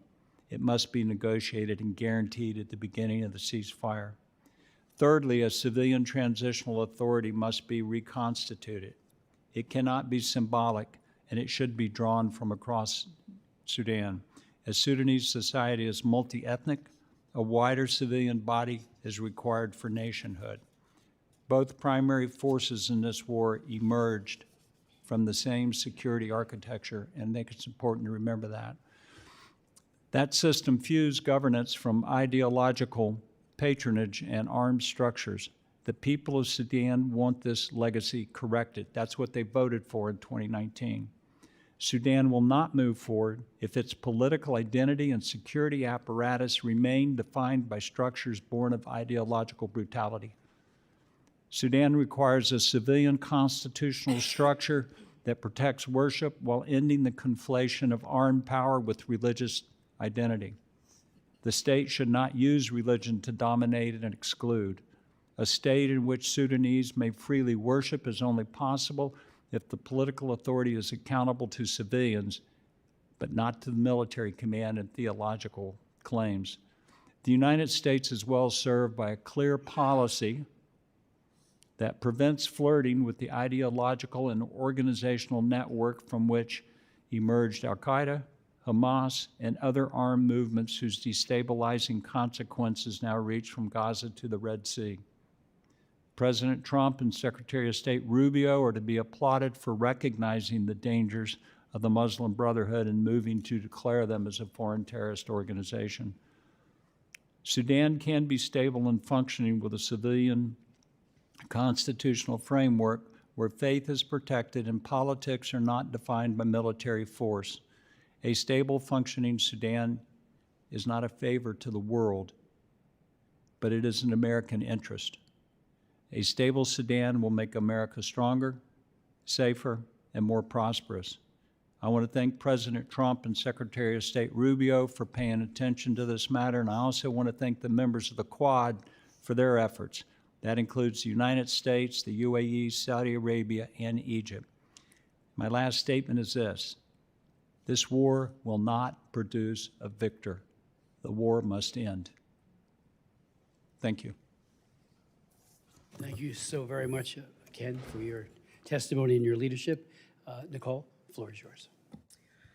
Chairman Smith, Ranking Member Jacobs, and your committee colleagues, thank you so much for having this hearing today. I come to you from Human Rights Watch, but I've also had a long time in USAID, and I also served in the National Security Council as the Sudan's and Central Africa director under the first Trump administration. Congressman Smith, when I was with you on the helicopter on our way to Mukjar, I remember you were not feeling very well, and you said we must go and hear from these people. This Mukjar was one of the scenes of one of the most horrific Janjaweed attacks, and they lined the streets, as you remember, and you sat there under a tree for many hours in the Sudan heat and listened to story after story. And I'm so glad that you remembered it. I remember it distinctively. And you've never wavered in your interest and support for Sudan. And unfortunately, I think we're all here telling you that the violence that we see today is on par, if possibly not worse, than when you visited 20 years ago. So Human Rights Watch takes no US government money or no government money at all. We work in over 90 countries, and we just work to verify and document human rights abuses. We've been documenting many human rights abuses in Sudan. April 2026 will mark 3 years since a brutal war broke out in Sudan, and this conflict has been primarily a war of abuse and atrocities on civilians by both sides, the Rapid Support Forces and the Sudanese Armed Forces. Multiple Human Rights Watch investigations illustrate Sudan's nationwide human rights crisis. This October in Darfur, the RSF carried out mass atrocities, as we've all talked about today, after an 18-month-long siege in the city, which was once a vibrant place that hosted many survivors of the previous campaigns of attacks over the last 20 years by the Janjaweed and then the RSF. El Fasher was the last city controlled by the SAF and their allies in Darfur. The RSF takeover of the city resulted in massacres that the RSF fighters were filming themselves committing, were bragging about. My organization, Human Rights Watch, took all those videos and verified their authenticity. They geospatially recorded them and cited them, and they are accurate, they are true, but it is unbelievable that exists now in our minds and on the internet. They also killed one of the last remaining journalists, Taj Al-Sur Ahmed Suleiman, in El Fasher with his relatives. And I believe we were hearing that it happened right in his house. Human Rights Watch had previously documented similar atrocities by the RSF 2 years earlier. We knew this was going to happen in some sense because we knew what their tactics were and that they've never been held accountable for what they were doing. In Ardamata, outside of El Geneina, they conducted a campaign of ethnic cleansing against the ethnic Masalit and other non-Arab tribes in 2023. We concluded there that the RSF had carried out crimes against humanity, widespread war crimes, and ethnic cleansing. And the thing that my colleagues who documented what they did in Artamata noted is that after they had the military victory of taking over that area, they then shot the civilians. It was not during the military campaign. They shot them in the back, trying to flee the RSF. And the same with El Fasher. Once they took over that city, that is when the killing started. And that tells us this is an ethnic cleansing campaign, and these very likely are acts of genocide. Over 2.5 years, the list of civilian targeting and suffering is unrelenting, and it's spreading across the country. In South Kordofan, RSF and allied militia committed war crimes against Nuba civilians and gang rapes and holding women and girls in the context of sexual slavery, destroying homes, and displacing tens of thousands of people. We saw throughout the course of this war in Khartoum, women and girls that faced widespread sexual violence, rape, forced marriage, child marriage. And this has been primarily at the hands of the RSF fighters, and survivors have been denied medical care and justice. These abuses amount to war crimes and crimes against humanity, the title of this hearing today. The Sudanese armed forces have also committed war crimes, most notably indiscriminate airstrikes that have killed civilians and injured scores of others and destroyed homes and hospitals. I think it just bears repeating that both of these parties are targeting civilians in this war. The army itself has transformed areas that are now back under its control into massive detention sites and subjecting civilians to widespread detention and abuse, and often holding the civilians guilty for just having been living in the RSF areas that the SAF conquered. These forces all continue to benefit from widespread impunity. These forces who know that they can get away with it. They know so well they can get away with it that they're filming themselves with no fear.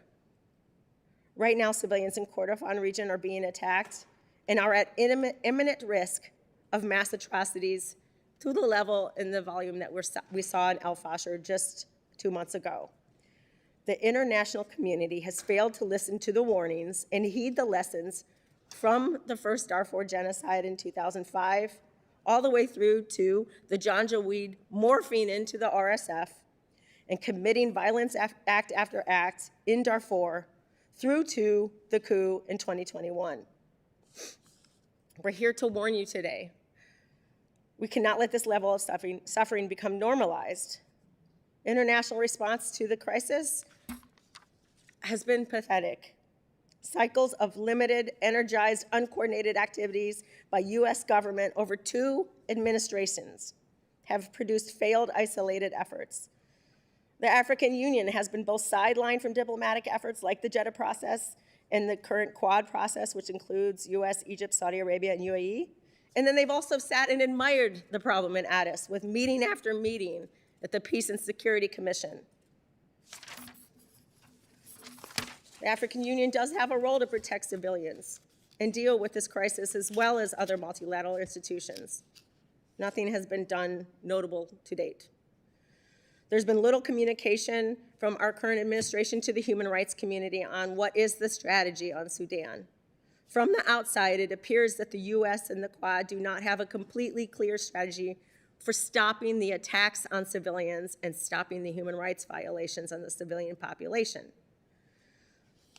Yes, the UN humanitarian chief, Tom Fletcher, recently visited Sudan and has demanded, like Ken and others, unfettered access for humanitarian response. But again, these have all been acts and words. Acts with words and no action, excuse me.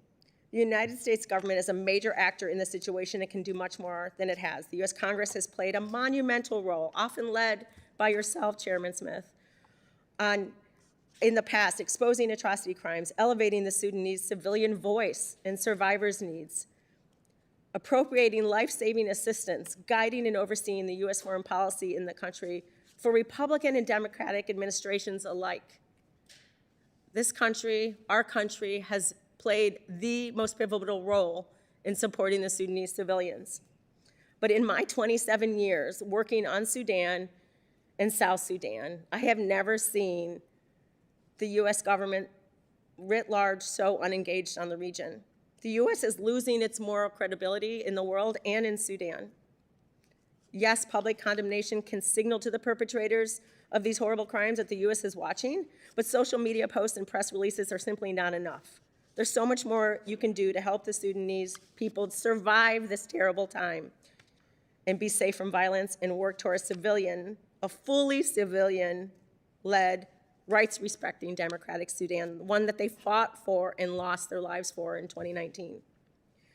So we have 10 points, and I encourage, with any of these points and any of these recommendations you've heard today, that you pick up either the draft Sudan Peace Act that has been introduced by Ranking Member Jacobs, or you draft new legislation. But pass some legislation that puts some hard recommendations and helps guide the administration and President Trump on his newfound interest in Sudan to bring peace. We want you to nominate, and we'd like the White House to nominate a congressionally required presidential special envoy for Sudan. It should be a presidential envoy, so it answers both to the White House and it works with you. Secondly, we support the deployment of a multilateral or a multinational or regional force to protect civilians now. It can start small, deploying where civilians are in need of most urgent protection, like in Kordofan right now, today. But it needs to start as soon as possible. History has shown that a small contingent of well-trained, well-equipped troops can do a lot of good in a very short period of time where civilians are under immediate risk. Congress should communicate to the administration and Ambassador Waltz in the UN that you support this. We know standing up new peacekeeping operations is not in favor right now, but this is needed in Sudan, unfortunately. My third recommendation is to call on all countries to comply with the UN Security Council arms embargo. It's been in place for 20 years, and it is readily violated. And it's violated by people that our government says are their allies. Sorry, countries that our government says are their allies. We can do a lot to influence those countries. We ask that you try to insist that the administration put the Sudanese civilians first in any and all work that they're doing with the Quad or with seeking any political solution. This current war in Sudan, and some arguably could say the past explosions of violence over the last 20 years, have been between actors that we're all familiar with. And there's never been a space carved out for Sudanese civilians to be the third actor and the lead actor in governing their own country and finding peace and finding solutions. So we really encourage that with the hope that President Trump can do something on this crisis, that this includes the Sudanese civilians. Our fifth recommendation is to authorize and appropriate robust U.S. funding. We know that USAID has been closed and the U.S. government was the largest donor for the longest bit of time in Sudan. And that probably was unbalanced and not necessarily a global burden sharing approach. But right now, particularly the emergency response rooms that you've heard mentioned already, they need our support. We need more aid. It is not enough. We have gutted our tools for atrocity prevention, early warning, documentation by dropping democracy, rights, and labor down to a shell of itself. We've cut the staff and the funding by nearly 80%. We've gotten rid of the Global Criminal Justice Office in the State Department that would help the State Department and the White House verify and legally define these crimes that we're witnessing. And that's up to you, Congress, to either reappropriate these funds and make sure that all the tools to respond to these atrocities still exist in our government, or build them anew. But the point is, this crisis needs that. Impose targeted sanctions. It's good to see that we have targeted many of the actors in this crisis, but we also need to use the global Magnitsky sanctioning tool. It's tougher, and it targets corruption and human rights abuses alike. So there's still pressure to put on there. Support the UN fact-finding mission Congress has appropriated to pay our UN dues. The UN fact-finding mission on Sudan works with our resources. And these type of special mechanisms in the UN that will document the crimes that you're discussing today and you want to hear from us about need that contribution from a country like the United States. We recall across the administrations that there has been critical work by the International Criminal Court on Sudan. Just this October, finally, one person was found guilty of 27 counts of war crimes and crimes against humanity. This has been literally the only person in 20 years brought to justice for all that's been done in Sudan and for the people who have survived and perished in these wars. We encourage the Congress to support the work of the ICC. It's doing vital work that doesn't exist anyplace else for Sudan. It continues to work on Ukraine and other crises in the world. And so we ask that you indicate to the administration that you do support the work of the ICC. I know this is tough right now and it's not particularly popular, but Sudan needs justice and it has only suffered from impunity, and we see what we get when we hold nobody accountable. To conclude, when I take Human Rights Watch investigations and reports to the offices here on the Hill over and over again, Democrats and Republicans alike, I mean, some of our new generation of staffers will say, well, why should we care about Sudan? And I think that's a fair question. The world seems to be on fire right now. But the level of violence and killing here demonstrates for us that basic humanity is under attack. And we are all witnessing it on our phones. And we are becoming numb, and it's becoming normalized. To do nothing when we have the leverage as a country like the United States does to stop and lessen the nature of this violence and keep our stature and moral authority, that what's ever left of it in the world, and how we have been side by side with the Sudanese for so long, it is a grand test of the U.S. values. It is a threat on our own security, as Ken has said, and our credibility in the world. Sudan sits at a crossroad in a very unstable region, surrounded by Chad, South Sudan, Ethiopia, and the Red Sea. History has demonstrated that when mass atrocities happen on this level, it does not stick to inside borders.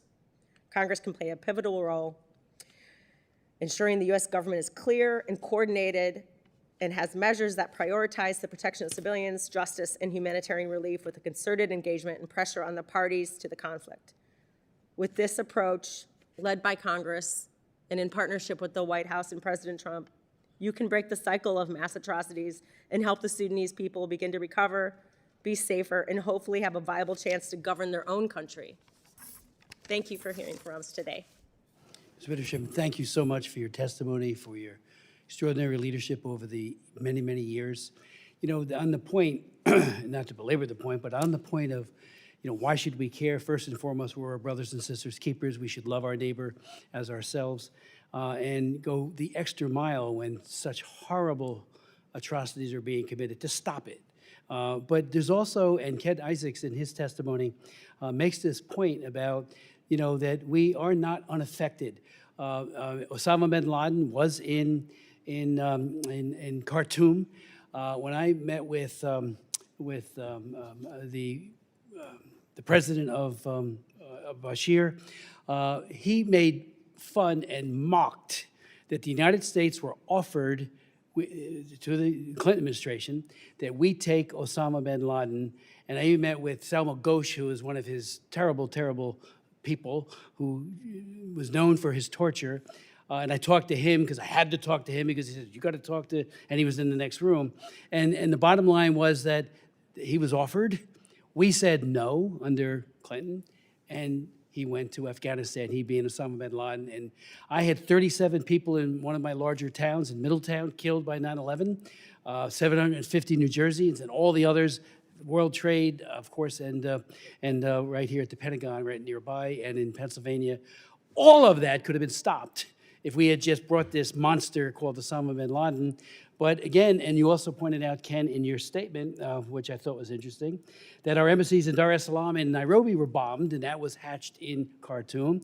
I held the hearings with Admiral Crow, sitting right where you are, on embassy security, and wrote the law, the Embassy Security Act, because our embassies were so at risk and did not have the kind of protection, including the visuals, to ensure that setbacks and all the other thing. But again, where did it come from? Americans died, and of course, people in those two countries from the car bombs that were set off there, all hatched in Khartoum. So let's not, Americans should say, oh, why are we caring about? We care because we should care, but we also care because it doesn't stop there. It extends out, and you gave, Ken, and so did you, Nicole, some really good reasons for that. Let me just, on the CPC to Mr. Perkins, I do think that ought to be done right away, so we'll make an all-out effort following your lead to the president to do that right away.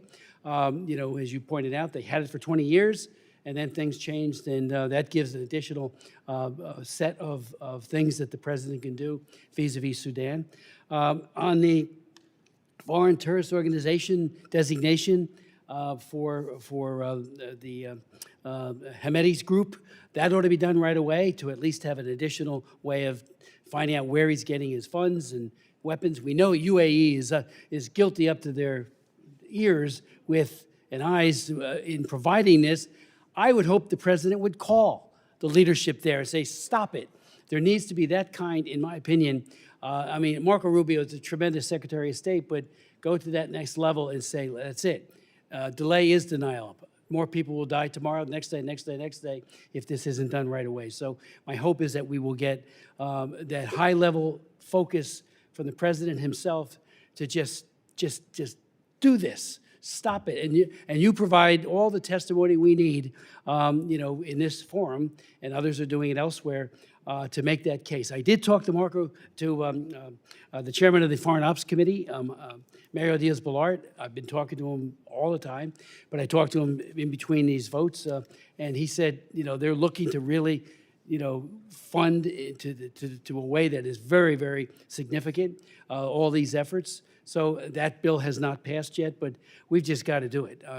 World Food Program, I go to their website and look at all the losses they have there in terms of underfunding, and people die from hunger when they're not fed, and the money has to be provided. So UAE, we all should shout from the rooftops, stop it now. Same goes for the military.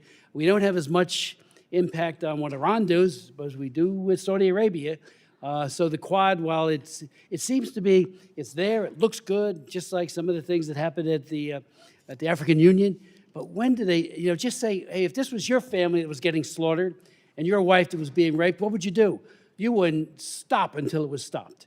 And that's the kind of sense of urgency that we hope this will bring, this hearing and your testimony speaking truth to power. So you did say about compel them to, the players, again, to act, to enact a ceasefire. I'm not sure how we do compel them. Maybe you want to elaborate on that. And just what happens in the next week or more as people don't get food and as more killing happens. We can't get compassion fatigue. We just can't. We just have to triple our efforts. And again, I think this president is sitting in a very, very enviable place to say, that's it. And UAE, that will make, I think, a huge difference. We do have the resolution. I've introduced it, joined by my good friend and colleague, and my colleagues to my right, calling for that special envoy. Have another person. And as I said in the last panel, there would have been no Sudan success without Senator Danforth, who I thought did an amazing job in the past. I just throw that out that we got to get that. I did not get a sense from the Assistant Secretary that they will do that. We're going to follow up on that, but he thought that Bulus and certainly Marco Rubio's drinking from a fire hose here. He's got so many crises that he's trying to manage. Having that very well-positioned person to do it, I could help make a difference. But the president needs to pick up the phone. Your thoughts, and then I'll yield to my friend. Again, yes. Oh, good. A few more comments. Please. So in Nuba Mountains, I don't tell everybody this, but I'm getting ready to tell everybody this. We've been running a cross-border operation for 13 years, taking about 16,000 tons of food a year into Nuba Mountains and distributing it to 400,000 to 600,000 people. There's a lot of other aspects, healthcare, nutrition, that go with that program. I have 400 staff inside of Nuba Mountains, so I've got a pretty good network there to know what's going on. And last year, and this is an important point, we entered into a discussion with the Sudan Armed Forces and the SPLM North, and they came to an agreement for a 90-day ceasefire, and we airdropped 2,700 tons of food into an area of famine. My point in sharing this is that humanitarian ceasefires can happen, and they do respect them. Now, the day after the agreement was over, they went back to war. Boom, right back. But we were able to airdrop the food. I had staff on the ground, and we oversaw the distributions. And the government of Sudan, that is the Sudan Armed Forces, I went to Port Sudan. I met with General Burhan. I met with the other generals, head of GIS, and some of their co-workers are in here today. They came and visited with us. It is possible to get agreements. It's not easy, but it's possible. I think in preparation to come and talk to you today, I spoke with former Prime Minister Hamdok. I spoke with Hamedi. I spoke with civil society people. I spoke with Abdul Wahid. I spoke as many people as I could. 3 senior people told me there's only one person that can fix this. It's President Trump. And so I want to echo back to what Sam Brownback said, and that is that I think that the two of you are in a very unique position to be a catalyst and an encourager. You know, it's almost like President Trump's in a unique slot and window for this conflict where he could get the attention of the leaders and twist their arms, break their legs. I don't know what, because your question is relevant. How do you get that done? It's easy to conceptualize it. The implementation of it's a different thing. But I do feel like that President Trump is the guy that can get that done. He is the man for this job right now. That's all I have. Thank you.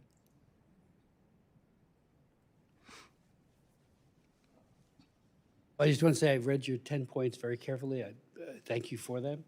And the first one was the special envoy, but the others as well, TSP, the other, all things that need to be very, very seriously embraced. So I do thank you for that.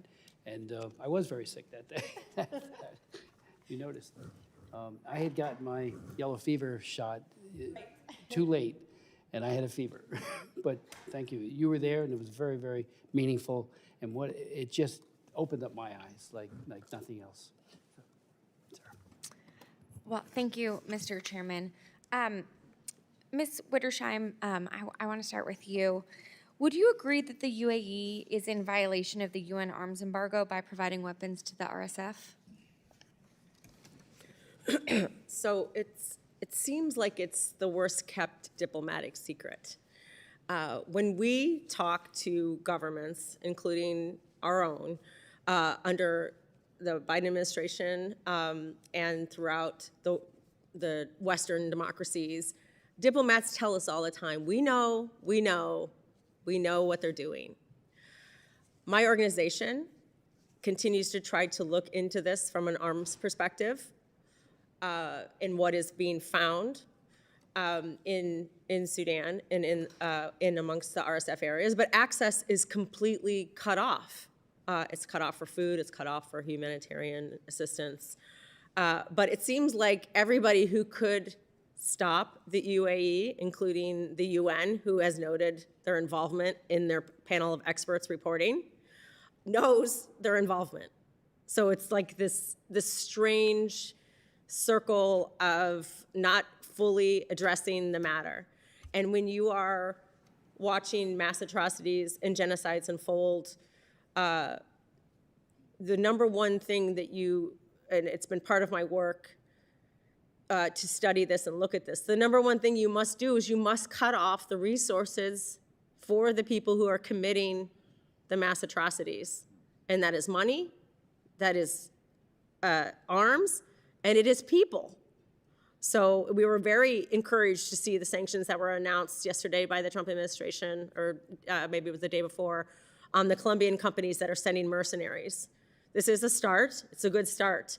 But you have to cut off all the resources in order to stop the killing. It actually is that simple.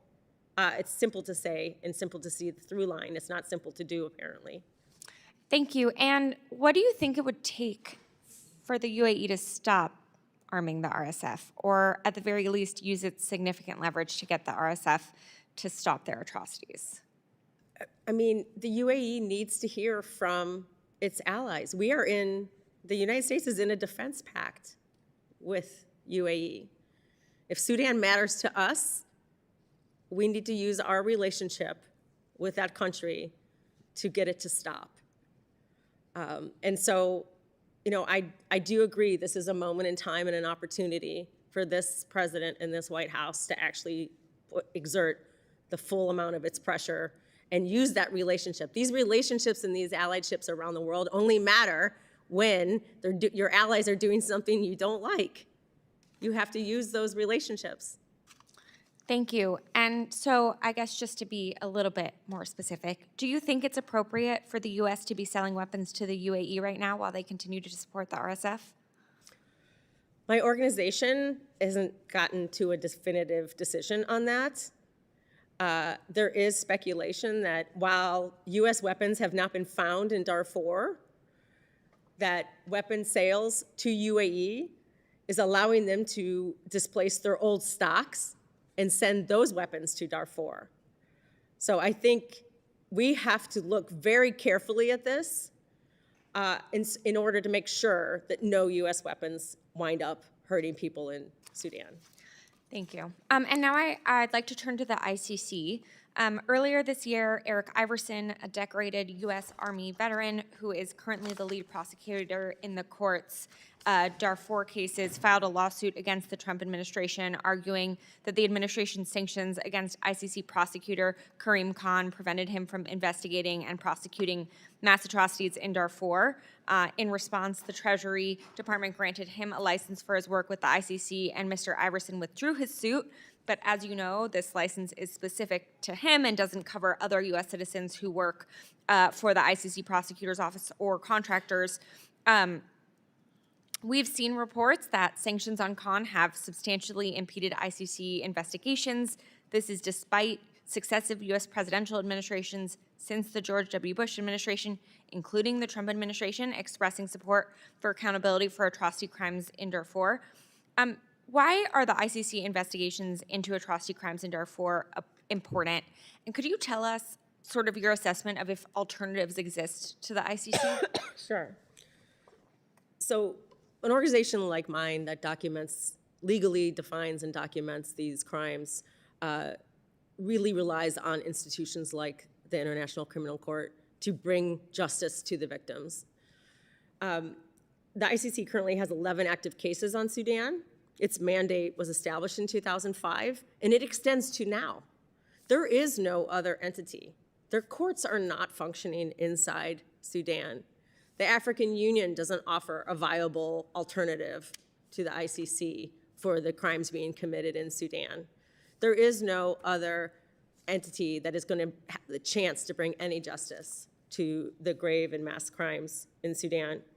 And the other thing to note about the ICC is that even if there are carve-outs and things to allow for work in places and on cases that maybe the United States is fine with, these sanctions represent a chilling effect for anybody to work with the ICC.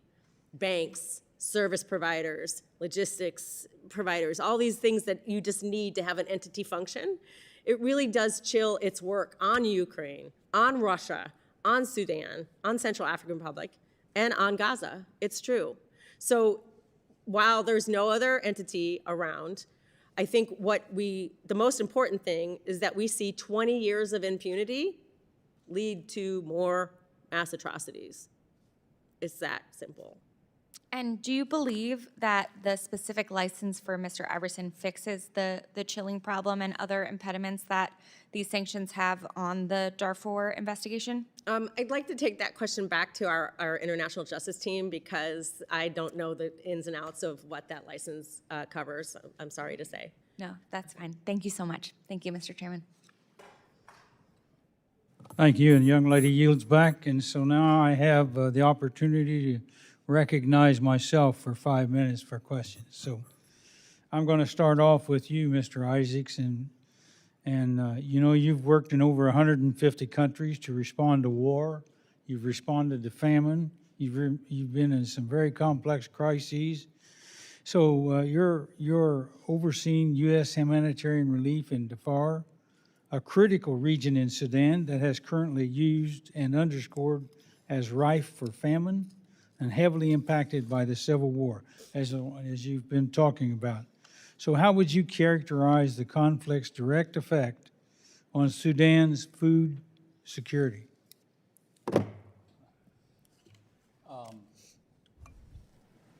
I would characterize it as in the sewer. It's a horrible situation. We're talking about Kordofan. So Kordofan is a state sort of in the southern central part. And we've worked there, I've been 25 or 28 years there. Over the last year, almost 3 million people have come into that area. Why have they come into that area? It's a legitimate question. They've come there because they're voting with their feet. They feel security. They're not coming there because there's food. That's an issue. And the number one driver in famine is man-made problems. It's not nature. It's not climate change. It's not crop failure. It's man-made problems. And as has been said here today several times, this famine is a man-made issue. People are running from their land. They can't farm. Business has been curtailed. Logistics supply is cut off. And everybody that is surviving is focused on survival. They're not focused on, and they can't be focused on producing food. There has been and there are deliberate interruptions in humanitarian supplies. Congressman, I'm a Christian working as a humanitarian. I'm not a politician. It troubles me today, and it's troubled me for years, for people to pick the low-hanging fruit of getting food in. I know that food needs to get in, but it is not going to solve the political problems that exist in the country.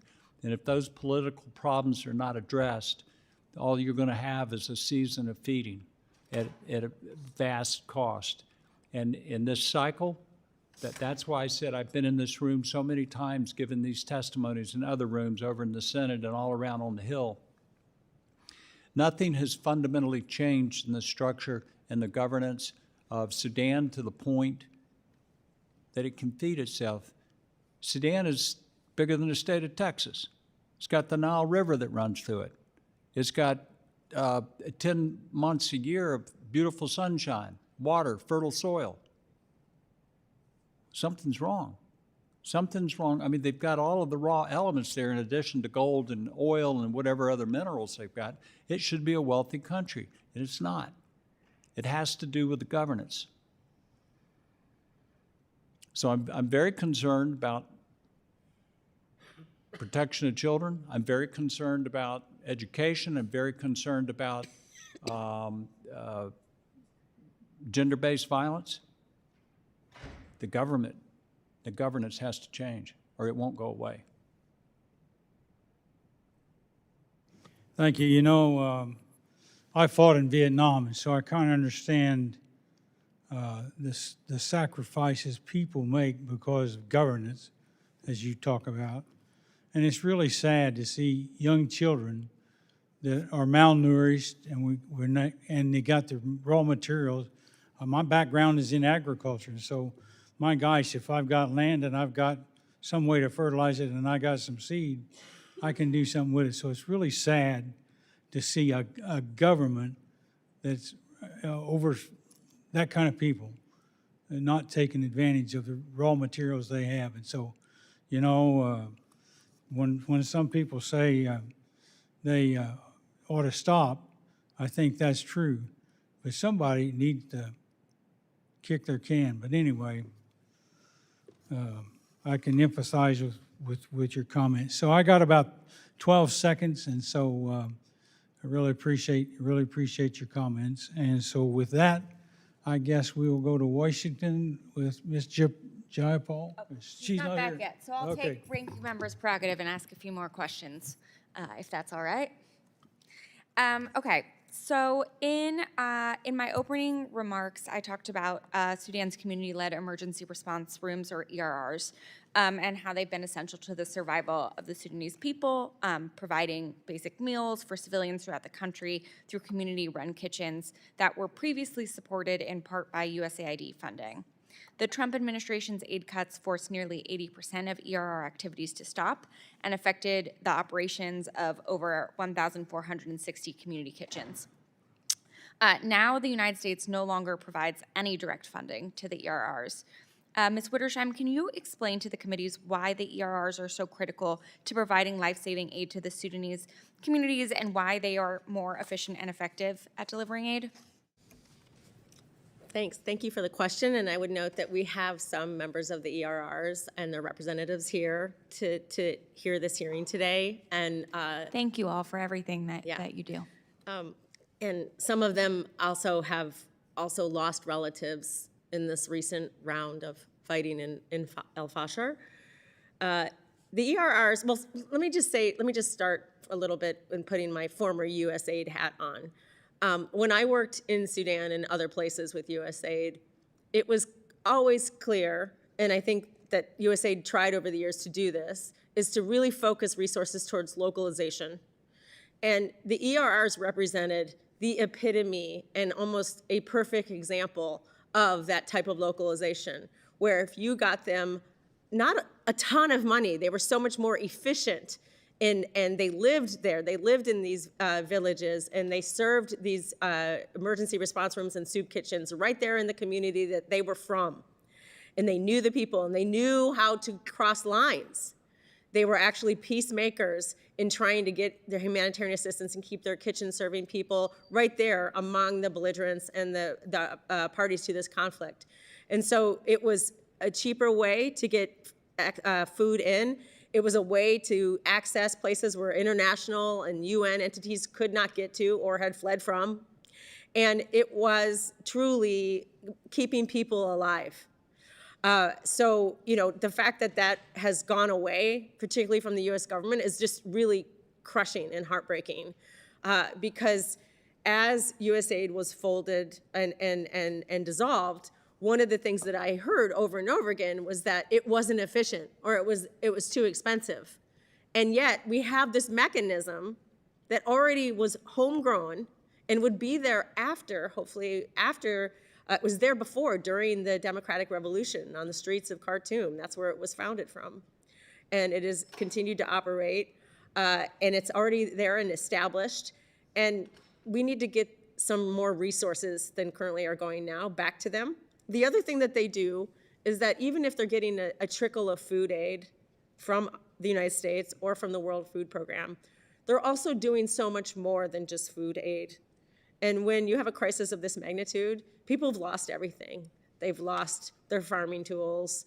Women don't have access to hygiene products, to basic neonatal care, all of these things that an emergency brings in addition to food and famine. So I would just highly recommend that this body, Congress and writ large, that has the power of the purse in our government, really try to work to get funding reestablished to the emergency response rooms. Thank you. I couldn't agree more. Mr. Isaacs, a question for you. Prior to Samaritan's Purse, you worked at USAID, where you were in charge of the Office of Foreign Disaster Assistance.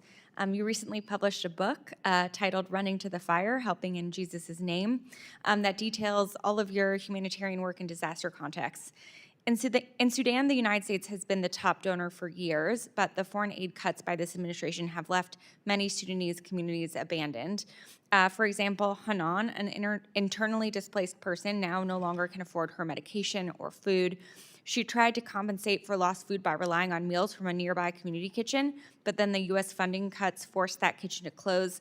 And as of this month, Sudan's 2025 humanitarian appeal of $4.16 billion is only 35% funded. What impacts have you seen on the U.S. foreign aid cuts and USAID's dismantlement, and have you seen it get easier or harder to deliver as much food and other assistance in Sudan as before?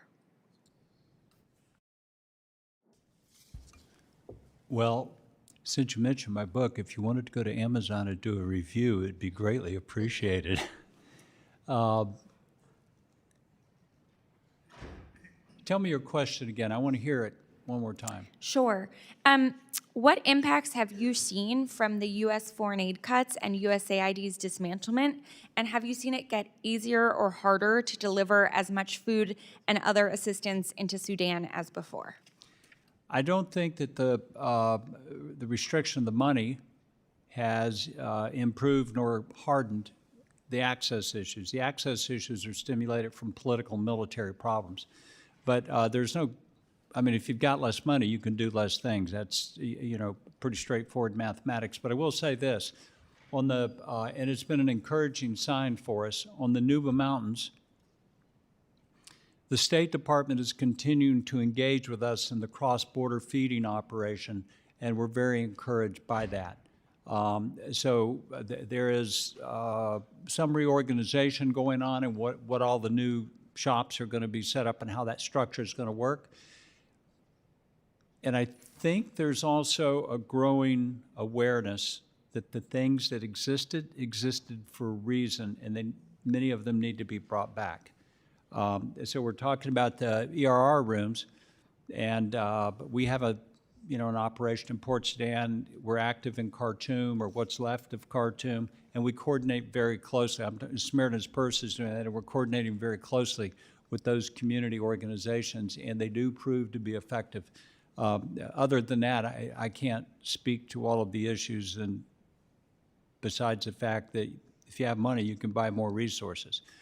But I do, Congresswoman, just want to emphasize how important I believe it is to recognize that you can't solve a political problem with a humanitarian response. Yeah. Well, thank you for that. And I just want to emphasize, I think we need to be funding the ERRs and the humanitarian response much more. I also think we need a real diplomatic approach that holds the regional actors accountable for their role in perpetuating this conflict. And in the meantime, we need to do everything we can to relieve the suffering. So with that, Mr. Chairman, I will yield back. Ms. Jaipal? Thank you, Mr. Chairman, for convening this hearing, for all of your commitment on this issue. I also want to thank the ranking member. It's been an issue of tremendous importance to me. I have been working with the Sudanese American diaspora.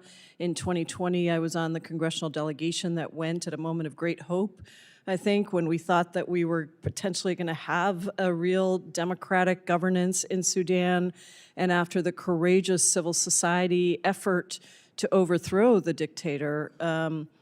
And, it's very difficult to be here now, and I thank you all for your work. I watch those Human Rights Watch videos. They're incredibly difficult, painful to watch, because this is the site of the worst humanitarian crisis we've seen, and the urgency is not there. The energy is not there that needs to be there, and we're not doing everything that we could be doing in this administration, and the last administration have not done what we need to be doing, with over 30 million people needing humanitarian assistance. And I agree with you, Mr. Isaacs, that there isn't you can't solve a political problem with a humanitarian solution, but you also can't ignore the humanitarian crisis that's happening. We really need both.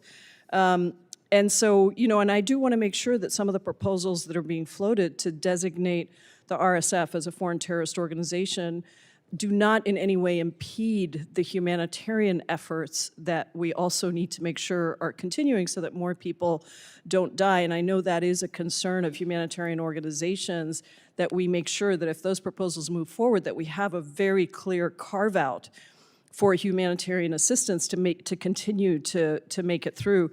I've been collecting stories from impacted civilians, both Sudanese Americans here, but also the diaspora around the world and in Sudan, and leading an effort to have members of Congress tell those stories so that they themselves see. I know it took me a couple of times recording to get through some of them. They're so incredibly painful.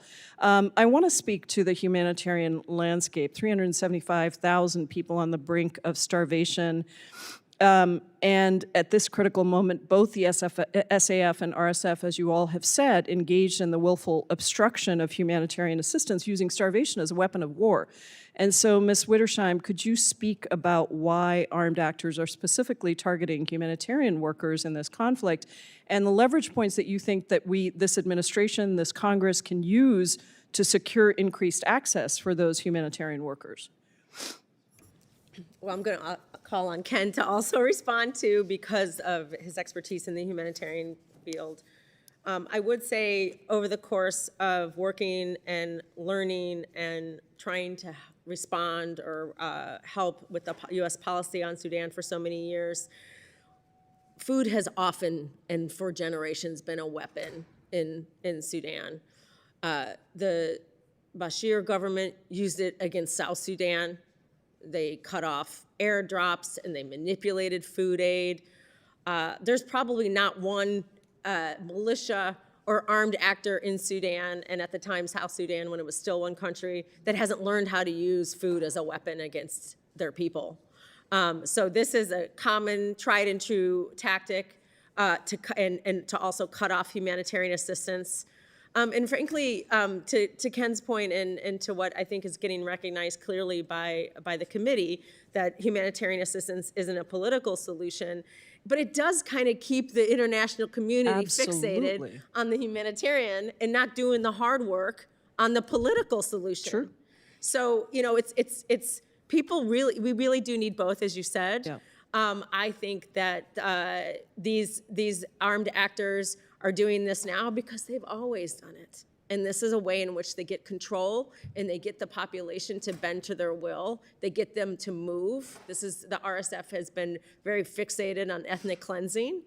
And if you starve people, if they can, they will walk away. That's and they the goal. will walk into Chad. I want to get a question in about the UAE, because this is also really, really important. So I'm sorry I'm not giving you a chance to respond on that one. But, the UAE, and the chairman said it, we should be shouting this from every rooftop, is actively supporting the RSF. And despite this clear involvement, this administration blew through the committee's hold on a $1.4 billion sale of helicopters and F-16 fighter jet parts to the UAE.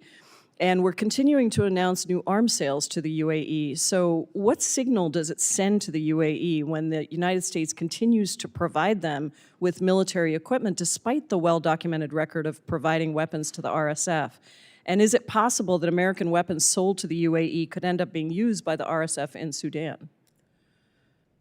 So, not an expert on arms, but I would say it is highly possible that the fluidity of arms flows into Sudan can come from anywhere. And already Canada is seeing Canadian sales ending up in Sudan, according to media reports. So I would just want to say that the committee is right to put these holds and to use all the tools that you have. I think we have to get the tools that are already in place, like the Leahy laws, to scrutinize our sales to all of the actors involved in Sudan in supporting these actors to commit atrocities against their people and the civilians there. And I fear it might be a matter of time. I mean, I just don't know. But we would not want to see American weapons sold to them and wind up in the hands of these actors as they're committing crimes against humanity. So we have some tools in place, your ability to put those holds, to scrutinize those sales, and also to ensure that our government follows the Leahy laws that are on the books. So I just, continue to plead with all members to use the tools at your disposal. Thank you, and I hope we can do that, Mr. Chairman. Yeah, back. Thank you so very much, Ms. J. Powell. Let me just ask Mr. Perkins, if you would, your fourth recommendation was to partner with Sudan's churches. And we know that we're seeing in a lot of places where jihadism is rampant, where non-radical Muslims are targeted for killing. We see that in Nigeria. But the Christians are targeted simply because they are Christians. How well are the churches positioned from a safety point of view? And maybe Mr. Isaac, well, any of you might want to speak to that. If they get humanitarian aid, those churches will provide it to everybody and anybody, believing that's right out of the gospel. And I'm just wondering what your thoughts are on that, because that's a noble deed to do. But when humanitarian workers, even those coming in on convoys, are being hurt, killed. Yes, Mr. Chairman, Yep. thank you. There's a vibrant church community there, and people naturally look often to the church community for help. Right. Obviously, they don't have a lot of resources, but they need to be a part, and I want to just add to what's been discussed here. There is a humanitarian crisis that must be addressed, but we've been here before, and we keep coming back, and we'll keep coming back until we address the underlying issues. And that's where, in part, the faith community comes in, but also the educational system. When I was there in 2020, I met with the educational minister. We looked at the educational curriculum, which creates the division. We talk about the Islamic jihadism. That was filled in the educational material, dividing the country even more, creating the religious divide and hostility. We were hopeful, and in fact, the educational ministry was making steps to change the educational material. This may come as a surprise, but the UAE was the source of that material, because the UAE is probably one of the best actors that we can work with in that region. They're very reasonable on many things. Their educational material, much better than what we've seen coming out of Saudi Arabia historically. So we've got to look at this holistically. Yes, let's fight the fire. Let's put the fire out. But let's make sure as we rebuild, we're rebuilding on a solid foundation. That includes the civil society and education, but that must include the religious community being a part of developing a way forward. I do think they can be a part of the current situation, but they have to be a part of the civil-led government going forward. Okay. Before we close, anyone else want to make any final comments? Nicole, your point about food as a weapon, I remember when Mengistu in Ethiopia was using food as a weapon, and many of us raised our voices from the highest. I went to the UN, met with their ambassador, and he pretty much told me, go jump in the lake. And they used it effectively. I mean it was just, it was horrible. And now we're seeing a repeat of that as well. But anything else before we close? I would just, to that point of the food being used as a weapon, it's because of the underlying instability that remains in that country. Yeah. And until we deal with the underlying instability, food will always be used as a weapon because it'll be in short supply. Well, thank you so very, very much for your testimony and for your patience with the intervening votes. I do apologize for that, but I thank you. We will take what you have conveyed to the committee, and both Ms. Jacobs and I will work very hard to try to do more with the executive branch and to do what we can do in terms of resourcing as well on our side. So thank you. I just want to, again, thank the witnesses. The members of the subcommittee have some additional questions for the witnesses, and we will ask you to respond to these in writing. Pursuant to the committee rules, all members may have 5 days to submit statements, questions, and extraneous materials for the record, subject to the length limitation. Without objection, the committee stands adjourned. Thank you.